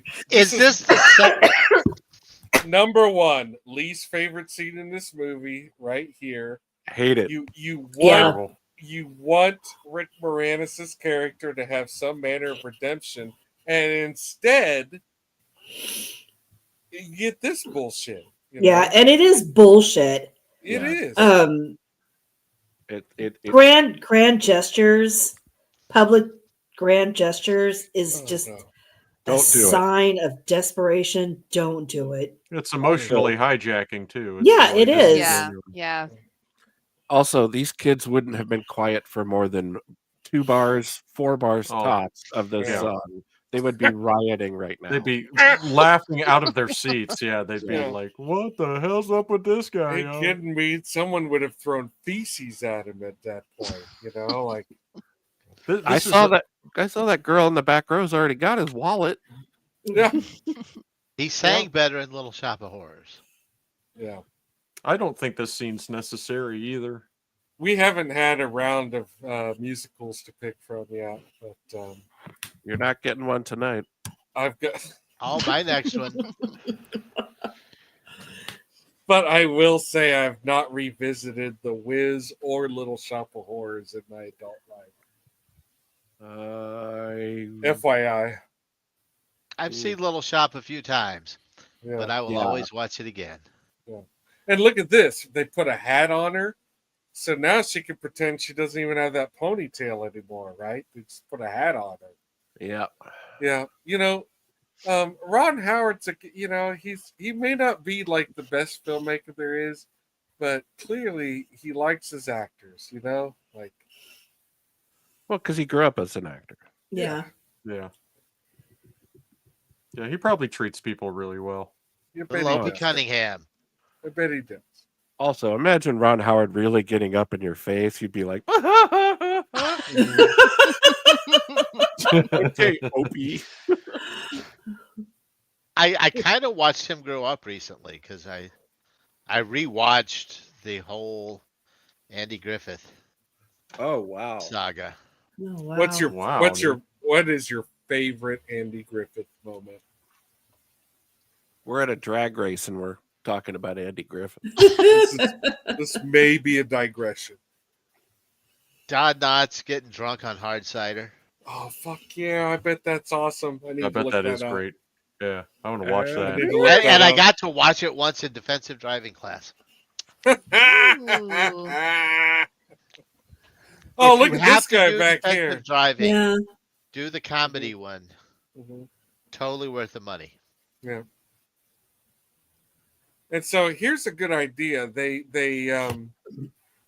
waited until Keanu Reeves' character actually had a concussion as a result of his actions, and then they were like, "Now we're going to lay on like all three of us, ganging up on you to tell you what to do going forward." And of course, he agrees, and then there's hugging and concussion. And that is how like a rock solid lifelong young marriage happens. Well, they talk it out right here, though. Yeah, I give He- him 6 he- months. She Yeah. explains to the kid that she didn't do it for the reasons he thought. She Yeah. did it because she wanted to give her what she wanted. Yeah, yeah. But she waited until he had injured himself. The concussion is really what. I mean, is there It's a that big of a concussion. difference between before and after the concussion with him? I still want to know where he got a top fuel dragster. Well, You- it's you don't get it's crazy that they would have someone his age and experience in that thing. Well, it's Crazy. his brothers have the car, and he wrecks their car. Mhm. But the idea that he would be allowed Yeah, behind the wheel of it in competition is absurd. yeah.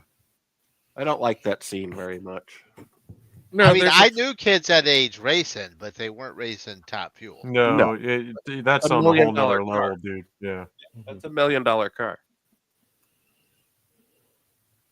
But Yeah, it's Hollywood. It's Hollywood, Although and like you said, Adam, it's Ron Howard. You know, like, and one thing we haven't talked about is how like several people involved in this movie, or just in this like family of filmmakers, are Corman alumni, and it is a little bit of a Corman headspace to be like, well, you know what? We'll just eschew reality for top watchability, you know?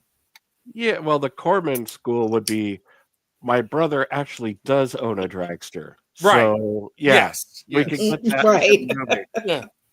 Can we afford one? Then we'll have one. Yeah. But you know what I sort of mean, right? You know. Yeah, well, no, I mean, it's not a documentary, but I mean, as a movie, I got no problem with it because it is more fun Mhm. to see one of those than it would be a. that would fall under what I said before about this just reeking of 1989. Yes. This is very typical. Yes. So, any other person, any other time making this movie would have put him, in a hopped up Celica or something. She really There's did a- look like she was Wow. rolling a joint there. Yeah. There's a mashup in my brain where he crashes that car into a tractor driven by Kevin Bacon, while John Lithgow is running behind the tractor, being like, "Get away from my community." I can't remember. So What the hell? Footloose. Oh, okay. Get your wires crossed there, Jethro. So you don't know what kind of, you have no business telling me. Right into come- the you wanna- danger zone. You want to come up here and produce this show? I bet you would. You just come right up here and do it, buddy. Maybe I'll start my own show. Maybe you should. Steve Martin's really being a dick here. Yeah, he really Yeah. is. Like masculinity fail on every level except Keanu Reeves in this film. Yeah, You know, like, the dudes are all a no bunch one like dickheads, no one is man. no one is stepping up as an adult in this film on the male side, you know. And Except and also like the women all do seem to really have it together. And I think it's a goddamn shame that she's not a stoner because, you know, Rick Moranis' wife Yeah. sabotaging her contraceptive to have a baby Yeah, with yeah. that guy. Yeah. all right, Yeah. all right. Oh, You're no, she ain't absolutely got Not right. cool. No, you're There absolutely are plenty right. of flaws to go around for But all the okay, genders. all right. But they those two should be divorced. I mean, like their relationship. I agree. Their relationship ended years ago. There is no reason for them to be going on any fuck vacations or baby times. Neither of those things are appropriate at this point. You know. Yeah, I agree. Their marriage is good God. I don't Yeah.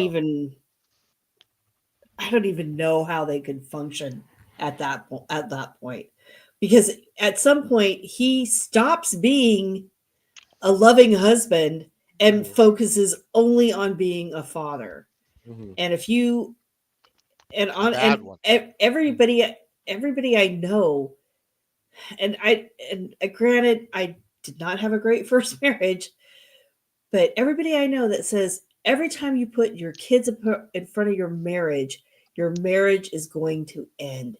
You have to be the united front. You have to be accepting of your partner first Yeah. before that. Because if you start putting your kids in front of everything, it's gonna fuck everything up. It's really easy to do though. Yeah, I mean, yeah, because kids they're pretty absorbing. Yeah. Yeah. A note about the director and actor in this film. Steve Martin gets a call early in the morning or late at night, I can't remember which, from Ron Howard, and he's like, "Hey, you know, when we shoot the scene tomorrow at the play, I've got this idea with this roller coaster, and like, you know, like how scared do you think you can be? You know, like so some of this stuff is on the day, including that roller coaster moment." I hate this choice. You don't like it? I hate beating the metaphor into the ground. It is so far up the nose. There's too much baby. There is way too much baby in this movie. Well, and no, there's too much of doing the effect and the gag roller coaster right now. Yeah. Like it's so unnecessary. I thought Grandma's little speech was nice. Nothing special, but like pretty nice. Yeah. And then like why like I mean because he didn't get it then. Yeah. Well, yeah, we the rest of us did. We're ready to go home. It's like you're not Fritz Lang. It's a little heavy-handed. Yeah. Well, I mean, you but take 45 minutes out of this movie. Really. It does scream 1989, and it definitely screams Ron Howard. Yes, it does. And look at this. This screams baby solved problem. Here it comes. Yeah, this is where I was like, wow, I have much different values now than I did when I first loved this movie. Why would you have a baby in some of these situations? You know, like I just do not fucking get it. And you know, it's 1989. I guess that's a big part of it. Really. I'm sensing a theme. Pretty much every episode we've had to discuss it on some level, like the time that it was made. So it's true, and that's true. Fair. It's fair, but I mean, you can't really watch something this old without thinking about it. You have to acknowledge, that where Yeah. it comes from and why, and where the world was at. Man, I love Eileen. Is that her name? Is that what you said her name was? The Helen? old lady, Ellen. Helen Shaw. Love Ellen Shaw. God bless you, Ellen. You went out on a really good note. Like to say this was your last film role. Great, just great. Yeah, it's not bad, not bad at all. I wonder if she's one of the ladies in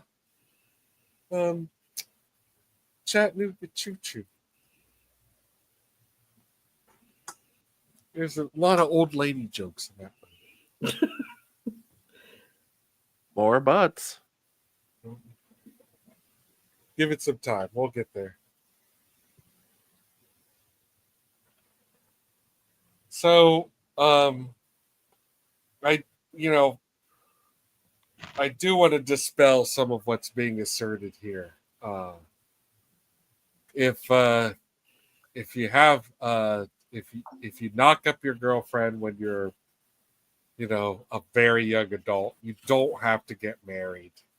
It's not really necessary.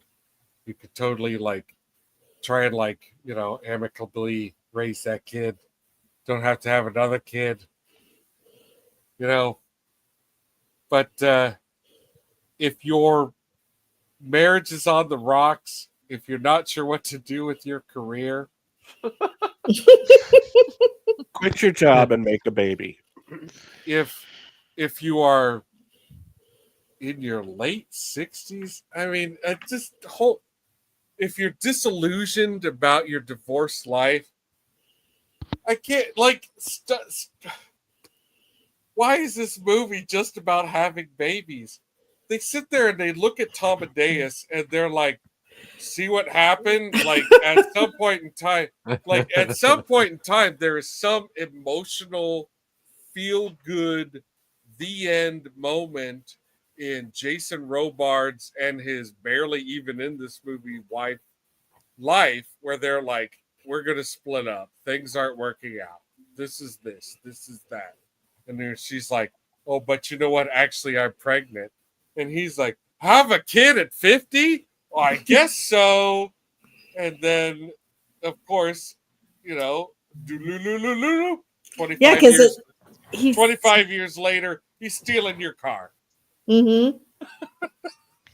And they're about to split up again. Yeah. And you know what? And here's a kid. We could just take him.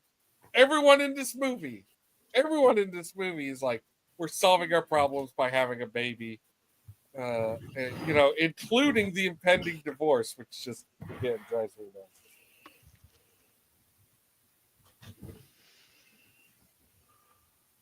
But I have nothing against the accounting or makeup hair. All did a fine job. Wardrobe, thank you.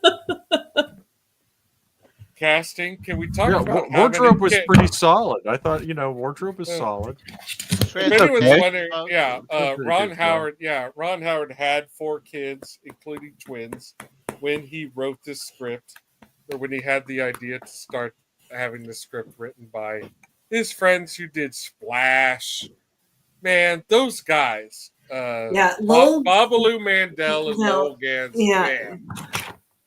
They wrote Splash. They wrote A League of Their Own. They wrote oh my God. So they cut their teeth. Night Shift. Yes, Night Shift.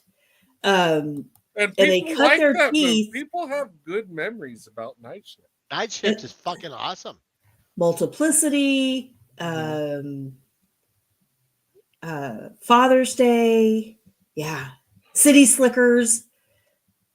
Oh God! It has. Man, that's a feel-good family foray right there. Pal. Yeah, City Slickers too, as well. But you don't get Babalu Mandel wrote episodes.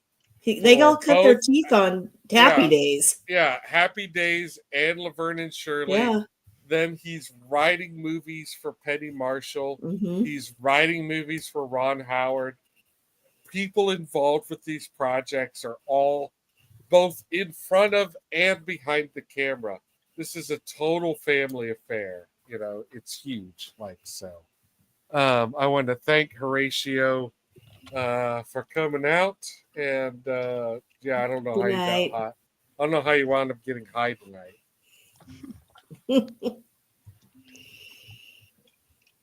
I'm right there with you, Horatio. And good night, Burb. Good night, Burb. Good to see you.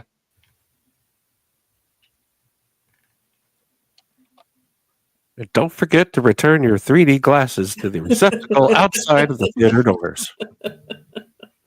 Thank you, the management. Well, God bless you for being responsible, Horatio. You know, like I would say don't touch the stuff, but you know, that's me.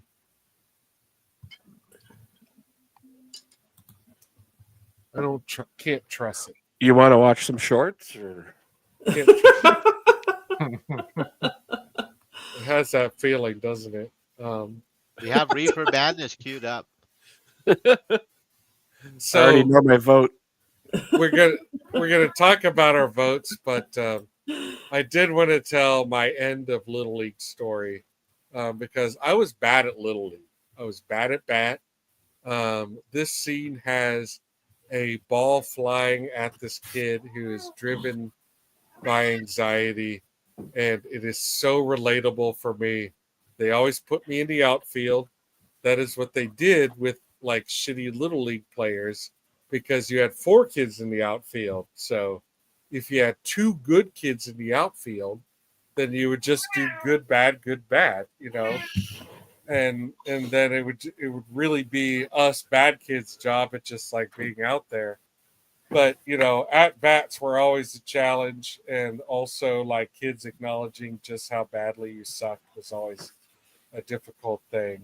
And at one point, I really don't even understand exactly how this happened, but I was waiting for my dad to pick me up, and these bullies who were on my team were waiting for whatever, and they were picking on me, and I used my bat to protect myself from their advances, and they kept daring me to actually hit them with the bat, and then I hit them with the bat in the head.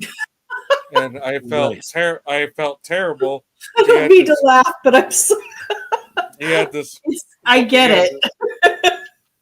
He had this welt on his head, and I remember like I had a Louisville Slugger that had black paint dip situation, and there was black paint like on his welt, and sorry. Well, that's what he gets. Yeah, Walk around and find out. that's Fuck exactly around, what I find out, was yeah. thinking. Fuck You around asked and for it. find out.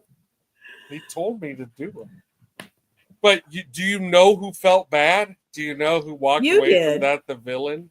You know, it's a lot Yeah. of bullshit. Yeah, I'm it glad is. you guys are on my side, and I shared that Hey, story. Always, Anyway, absolutely. yeah. Anyway, let's Aw. talk And to. you never played baseball again. No, I did not, and I never have. I've played kickball, but I have never put that fucking. And you know, I love. By the way, Reds above 500 right now. I love baseball, and I would never put that glove back on my hand. Fuck that. I never want to hold a bat. Fuck that. Oh shit. man, look, the kids were assholes in Yeah, Little League, man. terrible. I don't They know what are. it is about Little League, but it's a toxic environment, man. Well, Kids you are know what? toxic I'm environment. sure Major League Baseball probably has its foibles too, but I still love watching it. We got to talk about whether or not we recommend Parenthood Oh to yeah. people who loved it their childhood. Uh, Because a lot of people grew up with Parenthood as a part of their childhood, like Bride of Pumpkinhead did. And since this is her revisit, we're going to start with her. Bride of Pumpkinhead, please tell me some of your thoughts, feelings, and adult situations. Oh, I'll tell you some adult situations. Mhm. Ugh.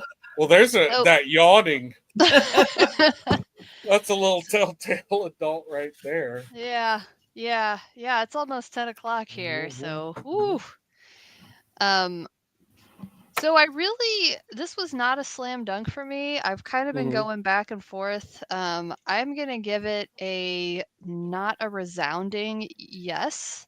Mhm. I think that there's a lot of stuff about this movie that was enjoyable to revisit. The melodrama was too much for me. The baby propaganda was too much for me. But I still the the runtime was a little too much for me.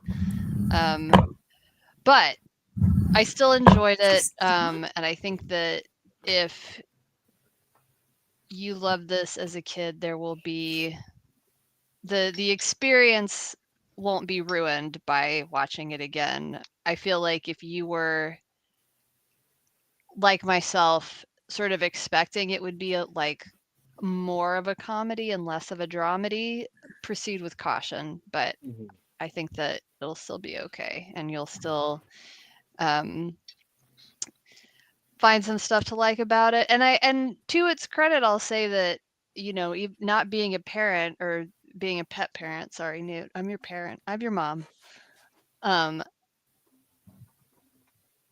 just watching this as an adult, like as we said, hit differently. There were different characters I had different feelings about. There were different moments that just felt had new feelings watching as an adult than I did as a kid. So that's something that I will put in its pro column, is that there are layers and it's enjoyable at multiple ages. I don't know if a 12-year-old today would watch this and enjoy it. I think they might need to be of the time that it came out, but who knows? Kids surprise me all the time. So Mhm. that's my vote. There's there's some stuff about this that would really confuse kids, because they have cell phones now. Right. Yeah. Correct. Um, but yeah, I get that. Guarded thumbs up. I'll actually just go next because I feel like me and the wizard always go last, and maybe we'll just do different. We'll do a reverse order. I definitely do give it a thumbs up for people revisiting this from their childhood.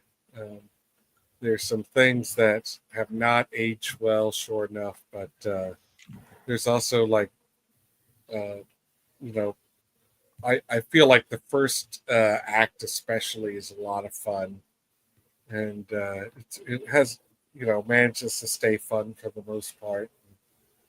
Um, I'm not really not in love with this like pro baby resolution. It just kind of is like, you just showed us what happens, when somebody like solved their problems in life by having one more baby. And then everyone in this movie who you've been hearing about their problems this whole time, just go ahead and have one more baby. And even though everything outside of this beautiful tiled with upholstered metal chairs lining the walls and TVs attached to the corners, this might be your perfect reality. But there's like movie after movie after movie. You just explained that. What are you doing? But still, I do recommend you revisit this movie. I will give it a thumbs up.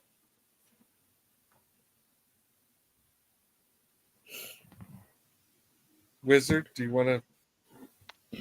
Oh, is it me? Yeah, we're gonna. Yeah, I say we're gonna do it in reverse order, so we get to go first this time. I will agree on the guarded thumbs up on this one. Mhm. If you really enjoyed this when you were younger, there's probably going to be enough here The barf is still funny. to keep you happy. Yeah. Uh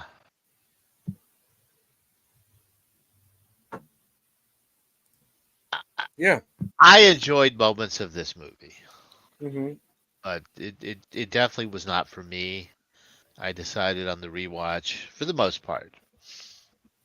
Uh, it was not fun. And Hmm. coming into this, remembering it as a comedy, and it was just 2.5 hours with a lot of people I didn't like. That had some funny moments, like will happen when you spend 2.5 hours with people you don't like. I Hopefully, like all the Family. kids. I liked all the kids. the kids were great Yeah. I with all enjoyed their all the foibles, yeah, I enjoyed all the child characters. but for the most part, the adults were all just, Not impressive. except for Keanu. Keanu's awesome. Uh, he was the brightest part of this movie for me. So Yeah. thank you once again, Mr. Reeves. And if you've Yeah. never seen River's Edge, you should absolutely see it. And with that, I cede the floor.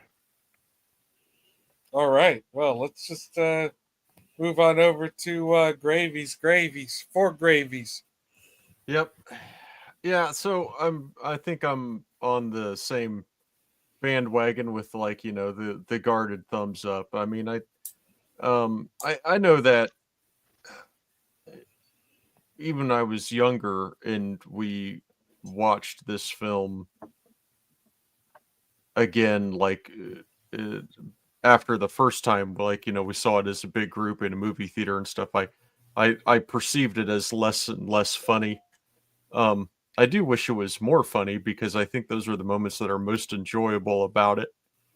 Um, so, like, as an objective, like, recommendation to revisit, I would, yeah, give kind of like the guarded yes. It's, yeah, sure, but you know, some some things haven't aged too well. But on the personal level, yeah, I don't know. It's kind of funny, like, certain things close to home, being a dad, father of four. But and so yeah, it's not that it's bad, it's just not that much fun. Yeah. And I both, it's like one of those things where it's 1989, they're taking a stab at really addressing bluntly, some interesting topics that would be Hmm. taboo or whatever. You've got, Hmm. like, this young uh, boy in adolescence, and they're talking about watching porn and masturbating. Yeah. Um, you know, a If single anyone middle-aged divorcee, with her vibrator and all this stuff, and Yeah. um, If, any, you know, if anyone doesn't think that was taboo at the time, I think it's worth mentioning that Bill Clinton's first pick for attorney general or surgeon general um, was not able to be confirmed, and I think she would have been the first African American female surgeon general, but she wasn't able to be confirmed because she had made pro masturbation comments. Oh boy. yeah, things were still pretty uptight back then, Wow. so Yeah. I think this film came off as pretty progressive in that regard, and I think that's Mhm. deserving enough. Hmm. Um, and even though, like, there are some tough subjects for me, and certainly Mhm. many others, like on a personal level, when it comes to Mhm. uh children with anxiety, being an adult with anxiety, and in a film that's dealing with these subjects and still not calling it what it is, Mhm. even though that was a word even then, I think, that could have been used. But yeah, so it's like, you want to kind of like give it some credit, but at the same time it's Mhm. kind of like, it does cut down on the fun a bit. There's plenty that could have been on the cutting room floor with this movie. So, you know, yeah, thumbs up, but for me, I not as much fun. Interesting. Okay. Oh, by the way, I do think, as far as the dads go, Steve Martin really isn't bad. Um, No, I he's don't fun. think No, so. He's funny in I this don't think movie, he's a and bad dad. and I think he is a good dad. I don't think a lot of dads would do some of the stuff that he does. You know. No, Yeah, he it- really tried. Yeah, I think a lot of dads would do a lot of the stuff he does. But, you know, so. but I remember, and I meant to say this earlier, but it just now I'll get out of the way. But I do remember being a kid and liking the way he was in this movie, and liking him as a dad in this movie. You know, so maybe that rubbed off on me a little bit. You know, it's fun to have fun with your kids. I highly recommend anybody who has kids to have fun with them. To have fun with your kids. You see it. We've all seen it. You're out in public, you see people with children that don't look like they're enjoying their company at all. They're not enjoying the experience of being a parent. And even when it's a pain in the ass, you should enjoy it. Yeah. It certainly doesn't last long, I'll tell you that much. Hmm. Thank God. Word. Anyway, I cede the floor. All right. Words from a man who likes to be puked on. Babs. Yeah, I think I'm right there with you guys about a guarded thumbs up. Mm-hmm. The problems that I had with this movie when I saw it when I was 21 are still kind of the same problems that I have with it now. Yeah. Which is the blatant favoritism from Jason Robards, the over involvement of Rick Moranis. Mm-hmm. The shining star of this entire film for me is Diane Wiest. I think she's just chef's kiss perfection.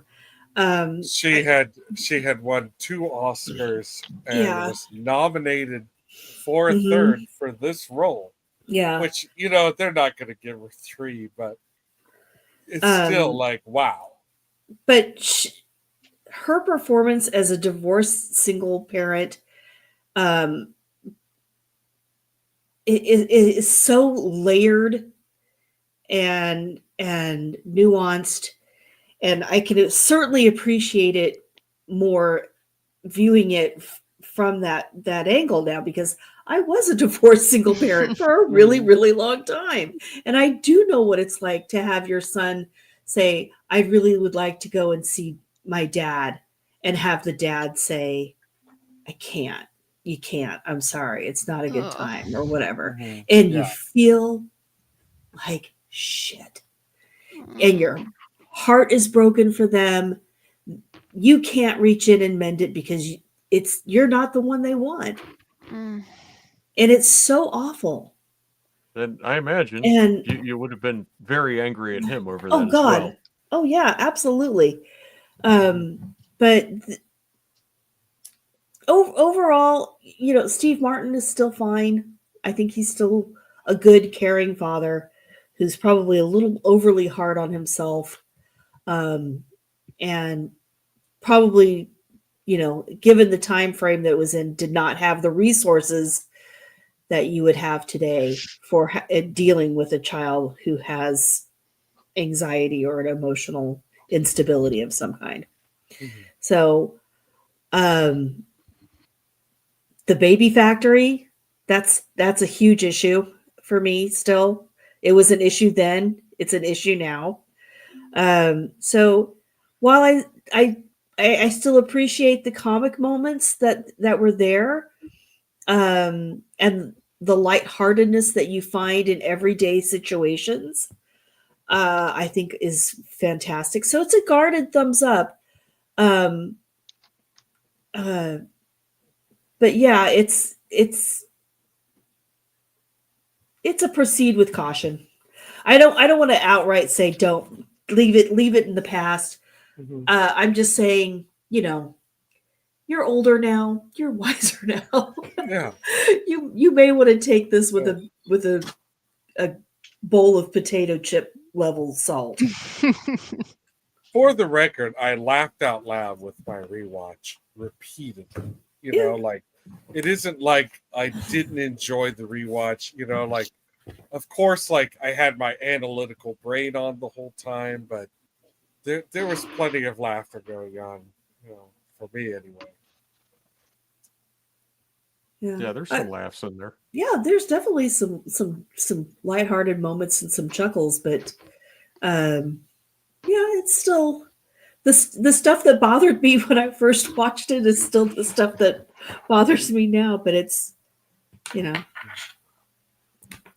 I do want to clarify for common people that we have won the pod race, and we do get to be free as a result. oh Okay. boy. Well, I'm completely on board with what everyone has said so far. Like, yeah, like it was just like guarded thumbs up across the board so far. Did everyone say? Yeah, Did Adam, Adam, let's hear how the only virgin in the room to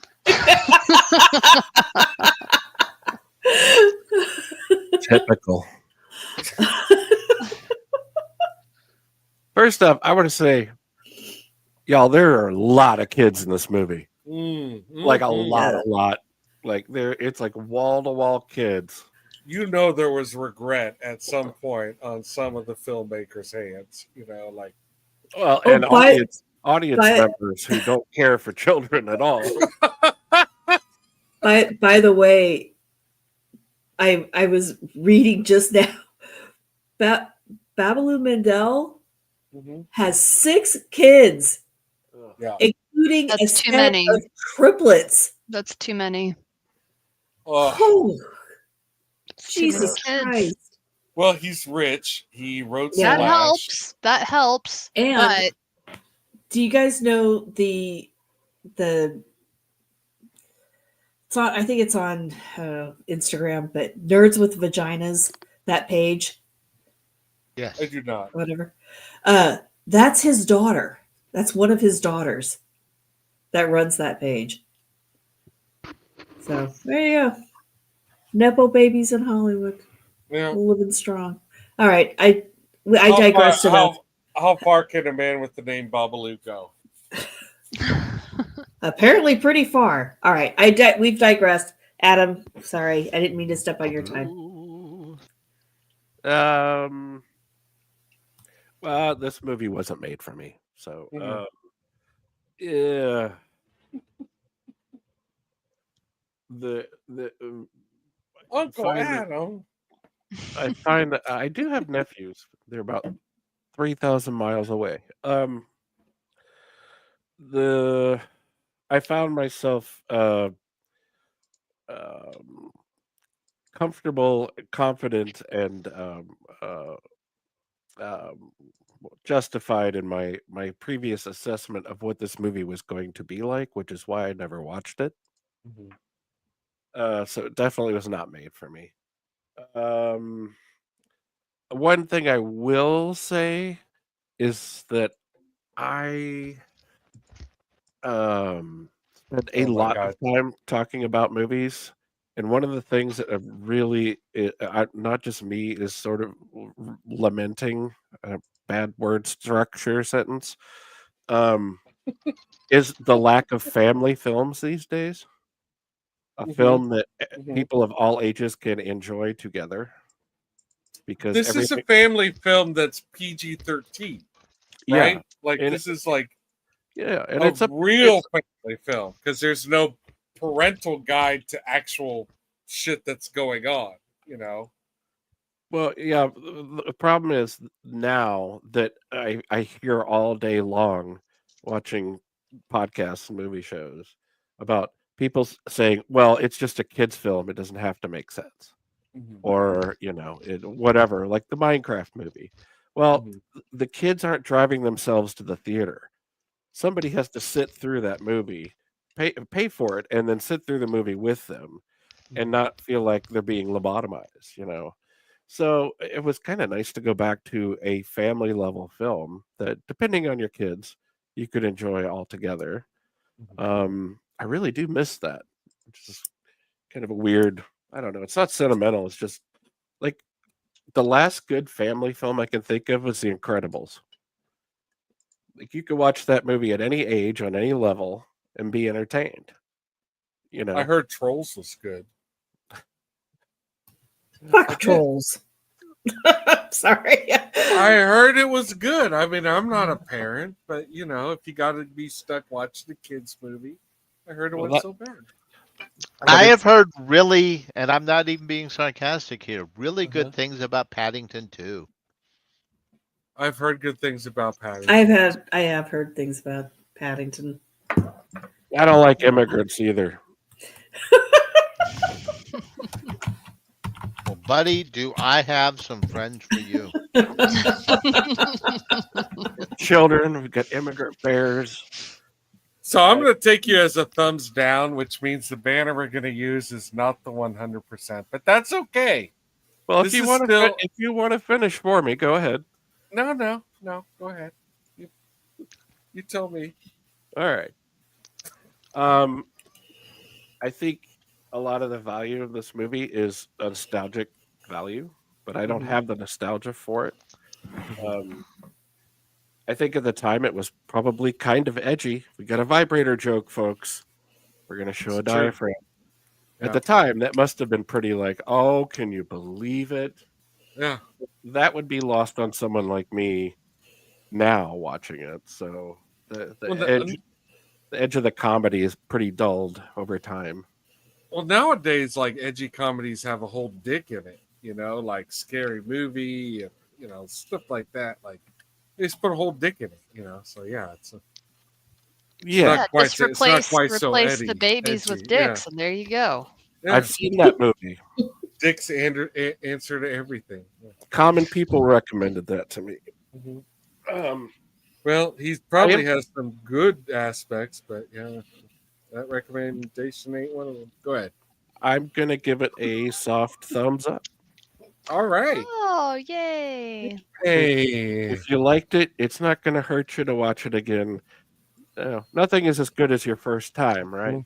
So, but it was okay. It didn't offend me. I chuckled a couple times. Steve Martin, I could watch fold laundry. So Yeah. yeah, it's a soft thumbs up. I'd say if you haven't seen this movie, you don't need to see it. Yeah. I would agree with that. If you've never seen Parenthood, it's skippable. It is skippable. Go watch Raising Arizona. Yeah. Yeah. Yep. Yeah. That's a good one. Maybe do it. just go to YouTube and do the scene from the party, from the kid's birthday party. Just, I think that one's good. That one's good. Yeah. But yeah, I don't think you need the entire thing. Why is Jamma asking who is Jeffrey Jones? No. You don't No. know who Jeffrey well, I had a funny banner up. That's from our first episode. Every once in a while we like to bust out old banners, you know, so just for fun. Especially this one. Especially this one. This should be a theme. Yeah. Never forget. Never forget. That's exactly right. So are we totaled? We are totally totaled. Please, if you have positive feelings about this movie, go in, but know that it's not a perfect. It is not a perfect. It's not And if you're feeling uncertain, just have a baby. That's right. Babies fix everything. If that is what I do want to say though. I do want to say that look, babies do happen. You know, it happens. 4 times. 4 times. Sometimes it does. Sometimes. Oh, I actually I wanted to ask you, Gravy. Have you ever had like a tough time in life where you're like, oh man, I might have to throw a fifth baby on. I don't know. I don't see any other way. That's an emphatic no.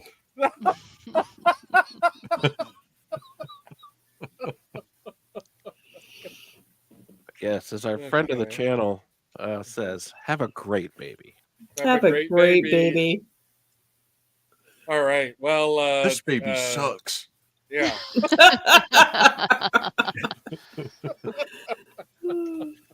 Can't believe this baby. Yeah. Well, it is Adam's turn. Like, let's just call it. Like, we're going to Hell do it. No, it is. Adam, It actually is. I it's went through fucking- the all thing. right. Thank you. Thank you. Oh boy. That's why it's so helpful to have two producers, because I've been drinking and Wizard is here. He's going to help me out. It is Adam. Well, I appreciate the lead time because I had to shuffle through some notes. All right. Well, I will give you 3 wildly different movies to choose from. Oh, As was mentioned tonight, Johnny Mnemonic. Yeah. oh Yeah. shit. Yeah. I'd be down Johnny with that. Mnemonic. Yeah. Whether you know Whoa. your votes or not. Whoa. Whoa. Whoa. Whoa.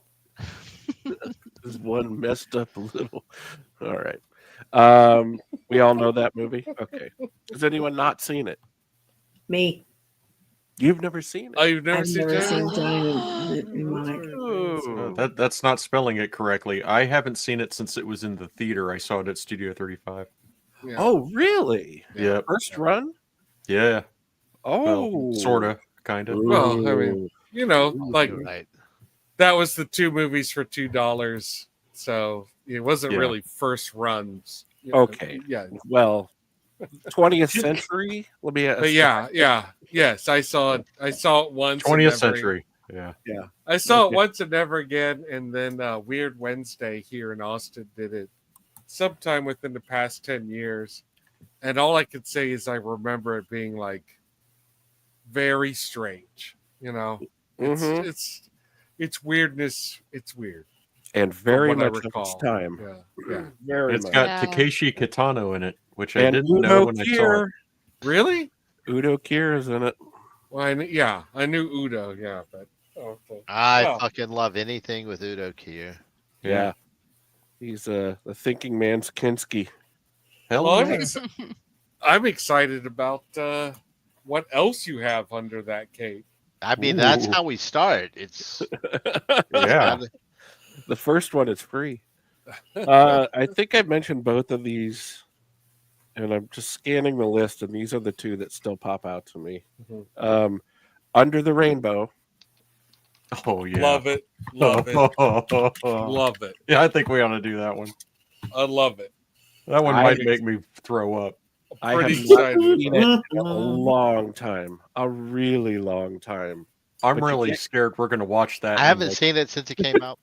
slap our hands will be slapping on our eyes. Like, oh my god. I haven't seen it since HBO. I will tell you. Right, same. But you get Carrie Fisher, so you can cruise through. I if you want to talk about inappropriate, I think that's the ticket right there. I Yeah, bet it is. that's the inappropriate vote for sure. I bet Yeah. you got it. Yeah. So the last one, it would be Sword and the Sorcerer. Ooh. Oh, I've tried to bring that one on. Yeah, you had that in your list. Yeah. Yeah. We've bounced that one around before we bounced that one around before. because I have not seen that in 20 years either. But Dude, I this remember is hard. This is when I was a kid, that was the shizzle. Yeah. Well, it's not hard for me, so I'm just going to throw my hat in the ring right now. It's Under the Rainbow for me. Well, I voted for Under the Rainbow last time, so it's still Under the Rainbow for me. Still Under the Rainbow. Yeah. I'm gonna go with Johnny Mnemonic just to keep things interesting. I do want to ask Common, Jama, anybody in the chat to chime in as well. But yeah, we got 2 Rainbow, 1 Johnny. And It's silence. I'm never gonna not pick Carrie Fisher. So Yeah. I tell you, I think I would do any of these three. They're all three of these are great, but uh, uh, right now it's a dead draw between Johnny Mnemonic and Under the Rainbow for me because they're both total recalls for me. So either of those would be great. The sword of the sword and the sorcerer is one we definitely have to do at some point as well. I think, but I saw it recently. Okay. So Your Well, I guess honesty counts. yeah, Here's I the guess thing, if we're doing recent viewings, I'm gonna have to switch my vote as well. man, I'm really scared to watch Under the Rainbow is the thing, but I really want to. I think we need to do it, but I think this is going to be bad. Should we if pull we the don't trigger? watch, I will say if we don't watch Sword and the Sorcerer, All right, we have soon, another Johnny. So I just want to point out we have 2 Johnnies and 2 rainbows. So because we have an audience. I'm glad we have the audience. Yeah. Unless Pumpkin really is changing her vote, but you know, I don't feel like when I last saw Johnny Mnemonic, it left an impression enough, you know, because like when you go to like these like 9:30, 10:30 showings and you have a beer or whatever, you know, like you're not walking away like a real clear impression. I remember thinking I enjoyed Johnny Mnemonic. I don't really exactly remember why. I think it would be so fun to watch with this group. Yeah. And I feel strongly that there is some really great trivia that we would all enjoy. There are some moments in that film that are just really super special. Yeah. But yeah, if we're I had forgotten about the stipulation that it's preferable if we haven't seen the movie recently. So I do feel like it would only be fair We to now have 3 Johnnies. So I just want to point that out. okay. Our audience is swaying full Johnny right now. So what's the count? 3 to 3 to 2. Yeah. Man, I'm 3 going to throw it to Under the Rainbow, so we got like some crazy tie, and we got to come up with some way to break it. Also, I think Under the Rainbow is the insane choice. Do I get a vote or do Oh I... yeah. Hell yeah, absolutely. You can just tell us what we're going to watch. The way I look at No, it. well, If yeah, you want to but just pick, you can just pick. but Well, if you you can't want to, now. but if you want to, yeah, but if you want to vote, you know, like yeah, absolutely. Vote. Or while you think, I am really leaning towards Sword and the Sorcerer myself because if we don't watch it soon, I'm gonna watch it.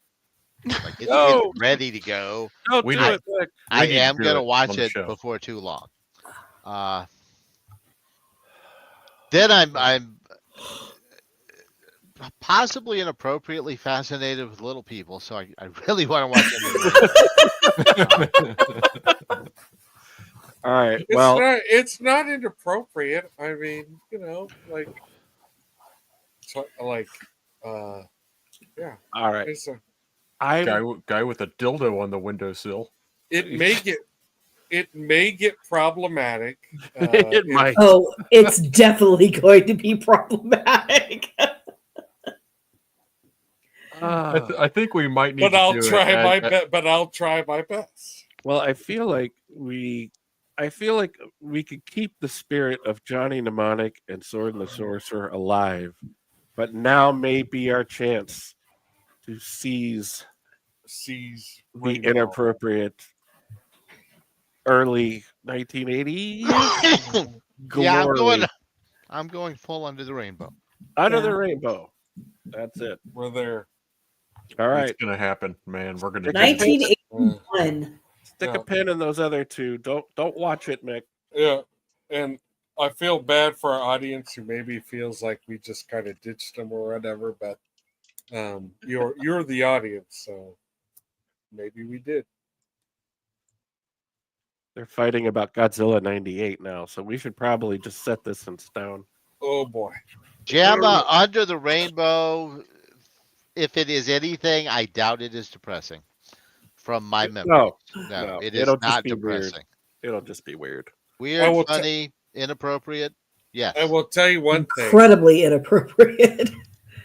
Oh I will tell boy. you one thing. I don't remember that much about it, but one thing I do definitely remember is that a little person actor named Billy Barty, who, in my opinion, is one of the greatest little person actors Of all in time. the history of cinema, wields a sword and fights and It's not a uh-oh. 3-bladed sword, but it is a sword.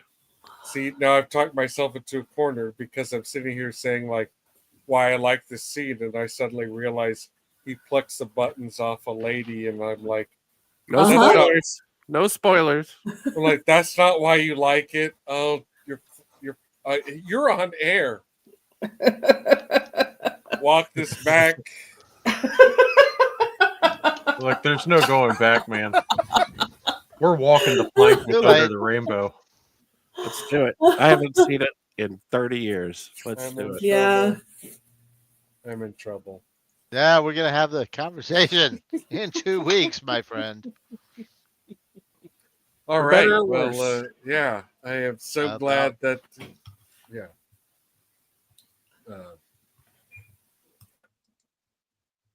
All right, y'all. Yeah.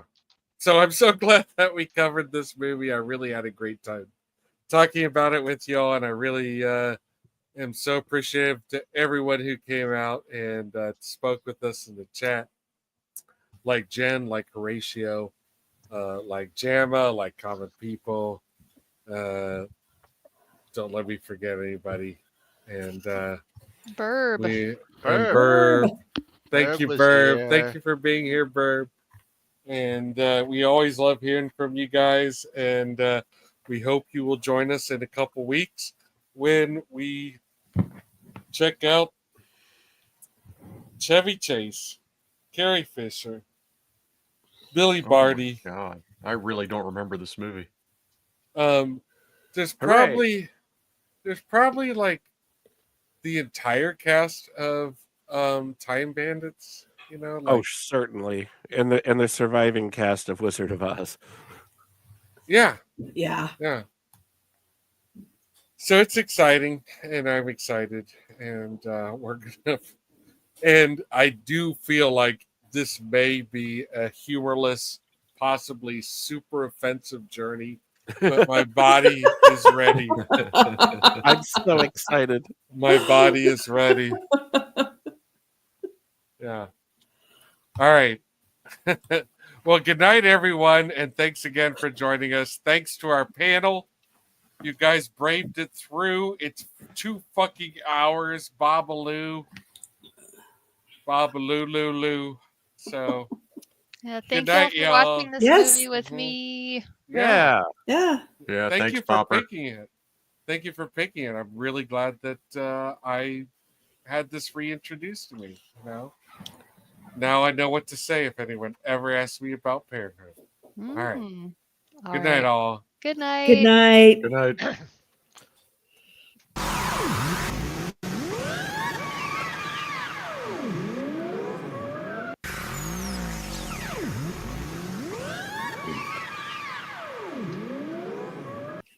Whoops.